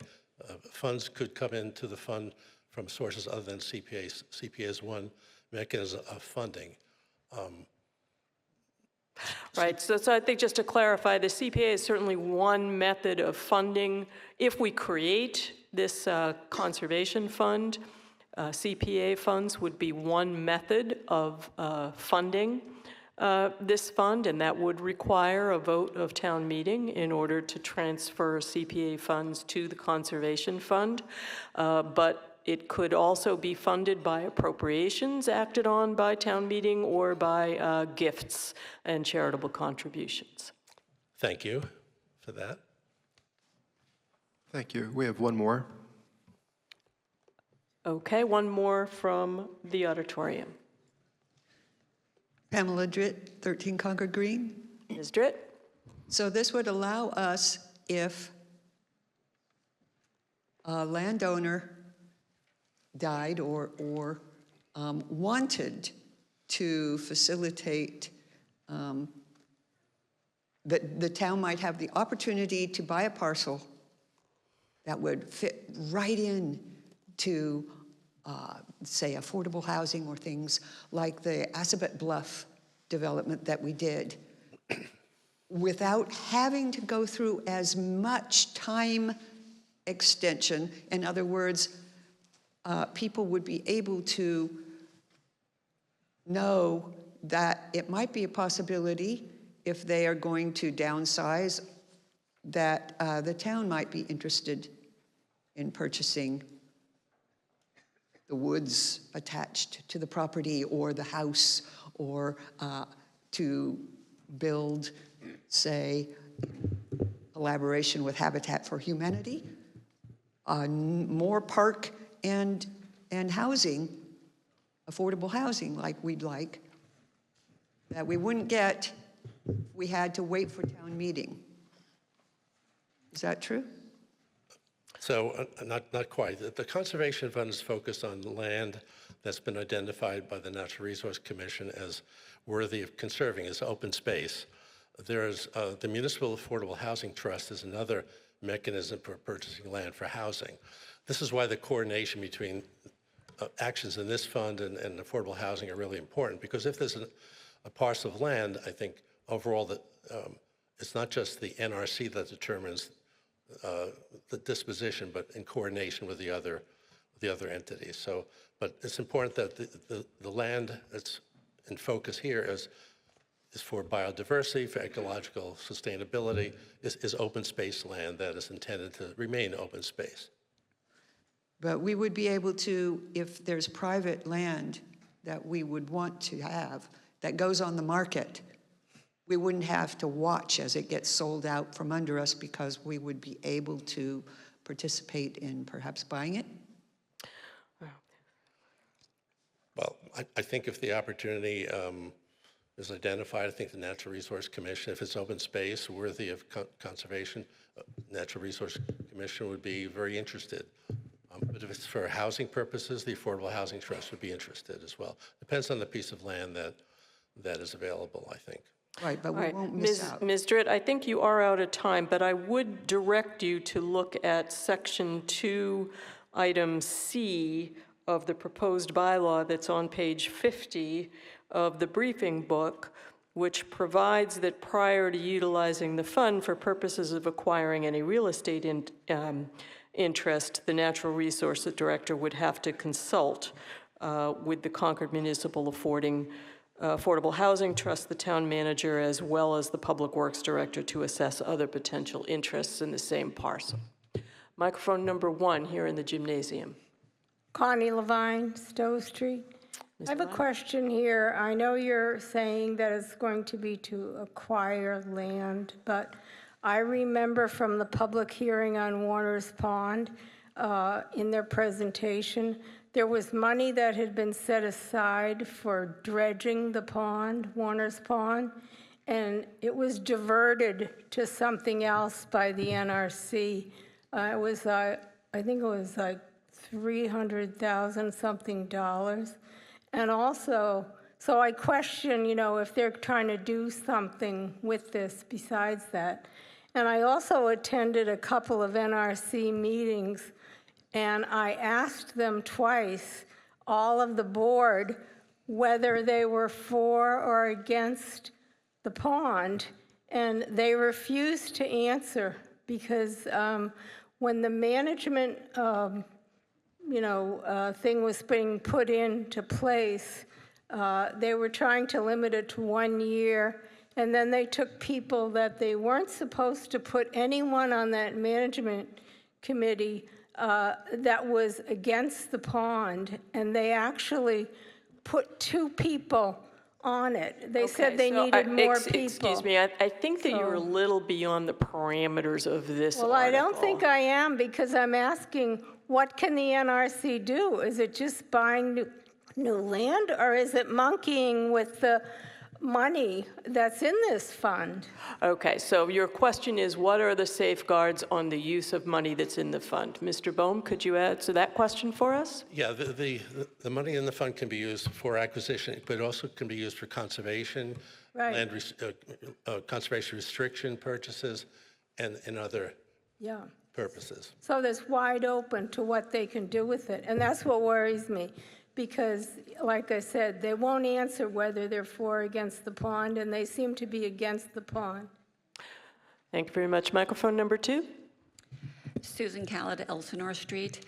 So I would actually like a little bit of clarification. The first speaker commenter, I thought, brought up a good point, because I also was wondering what's different between what you're proposing and CPA, which does allow for our tax dollars to be used for projects to acquire or preserve open space, recreational land. So why is this needed when we have CPA? And then also, there's Concord Trust. I don't know a lot about it, but a lot of the land that I take walks on will have the little tags that this is Concord Trust land. So it seems like there's 2 mechanisms already to conserve, purchase and conserve land, which I'm all for. But I'm just wondering, why is this needed when we've got CPA and another entity, Concord Trust? Well, let me separate the two. I think NRC typically collaborates with the Concord Trust for land purchases. Often the trust needs to go through fundraising. There's a process. These funds would be available very quickly. But I think the collaboration between entities in town is the way to go. It's important. CPA does not establish any of the governance that this bylaw establishes. This bylaw is put forth to you to ensure coordination with other entities, to ensure select board approval for purchases. CPA just will fund the fund. Would this fund be asking CPA to put some of the CPA funds into that? Because it would. Yes, in fact, Article 26, don't want to ruin it. Article 26, one of the items, NRC applied to CPA for funding. So, and in subsequent years, NRC might ask CPA for additional funding for the fund, to build up the fund. So, and I'll remind everyone that appropriation of CPA funds does require an action of town meeting. Mr. Smith from the Natural Resources Commission, you have something to add? Hi, Jim Smith, 14 Edmonds Road, speaking for the Natural Resources Commission, Madam Moderator. I think that it's important to, we sort of have a cart before the horse issue here just because the way these articles are numbered. The CPA was being asked by the Natural Resources Commission and has agreed, and we'll hear what happens on the town vote, for funds to be able to fund open space purchases, particularly open space purchases which were already identified by the Open Space and Recreation Plan. Now, we can't specifically say we're going to do this purchase or that purchase because they're identified in the plan, but these are not lands that are on the market or come before us. The idea is to have funds available so that when those open space identified parcels come on the market, we can make the expenditures rather than to lose them to other sorts of purchases or sales. And so the theory here is that the CPA would, that CPA funds, if the town votes for that, would go into the Conservation Fund. Article 25 is a bylaw for how the Conservation Fund itself will be managed, what authorities will required, et cetera, et cetera. So that deals with, so it's not that the CPA funds are not being allocated by town meeting, they are. It's just that they're accommodating the fact that they may be spent over some time as properties come before us.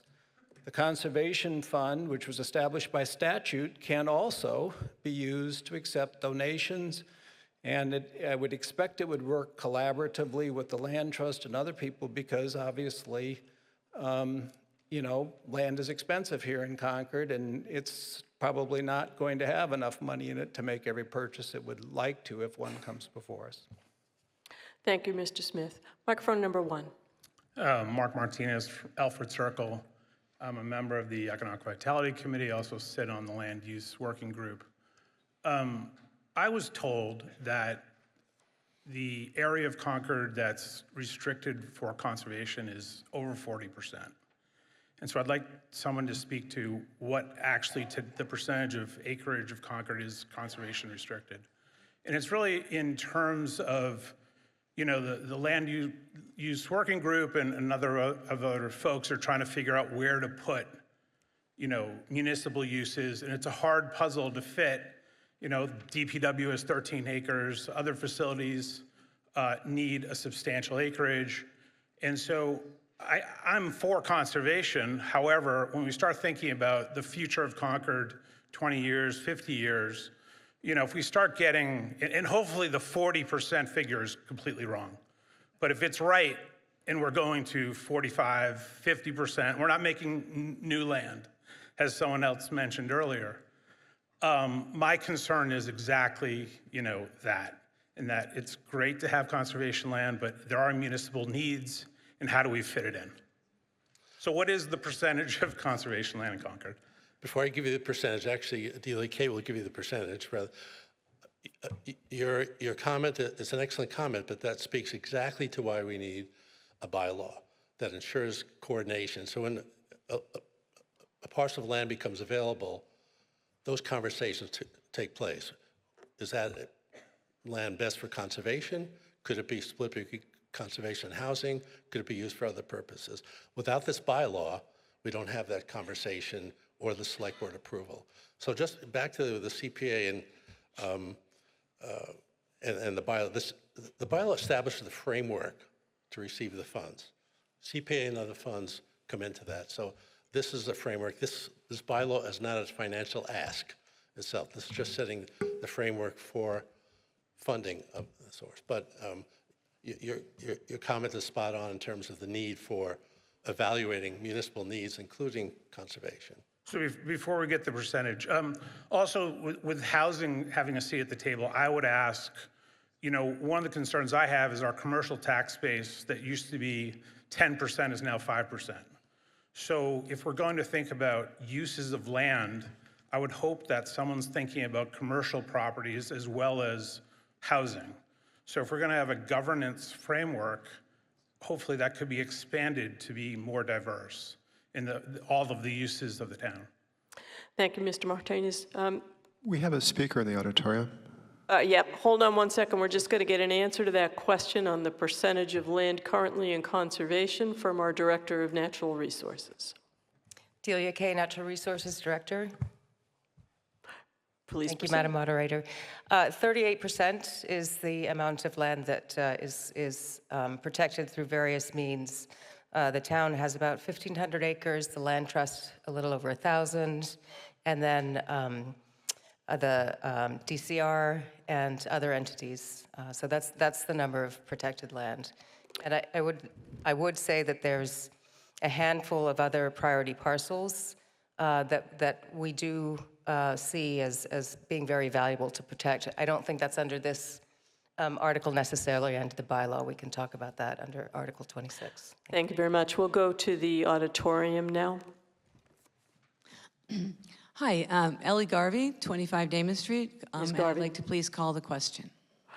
All right, well, let's see. Well, yeah, we've been at this for 25 minutes, so this is non-debatable, requires a 2/3 vote, and it requires a second. Do I have a second? I see that I do.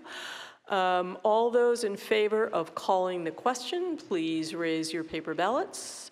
Thank you very much. All those opposed? Okay.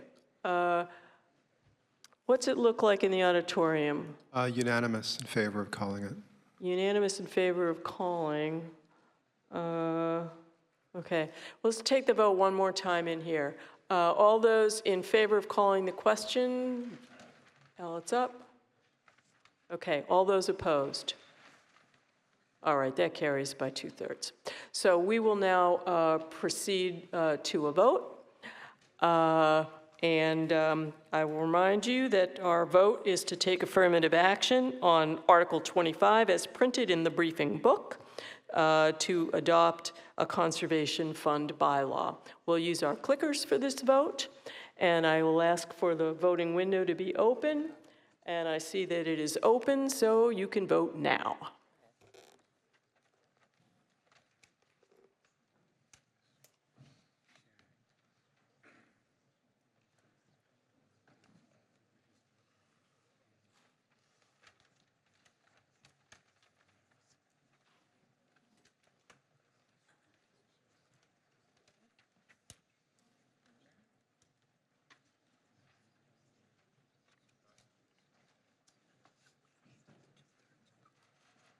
Okay, we're ready to close the window.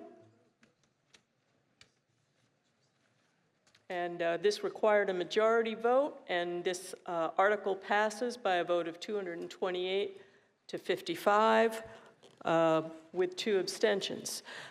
Consistent with the motion adopted at the beginning of the meeting to take up no new business after 9:30 and to adjourn to tomorrow night at 6:30 here, we will now be adjourned.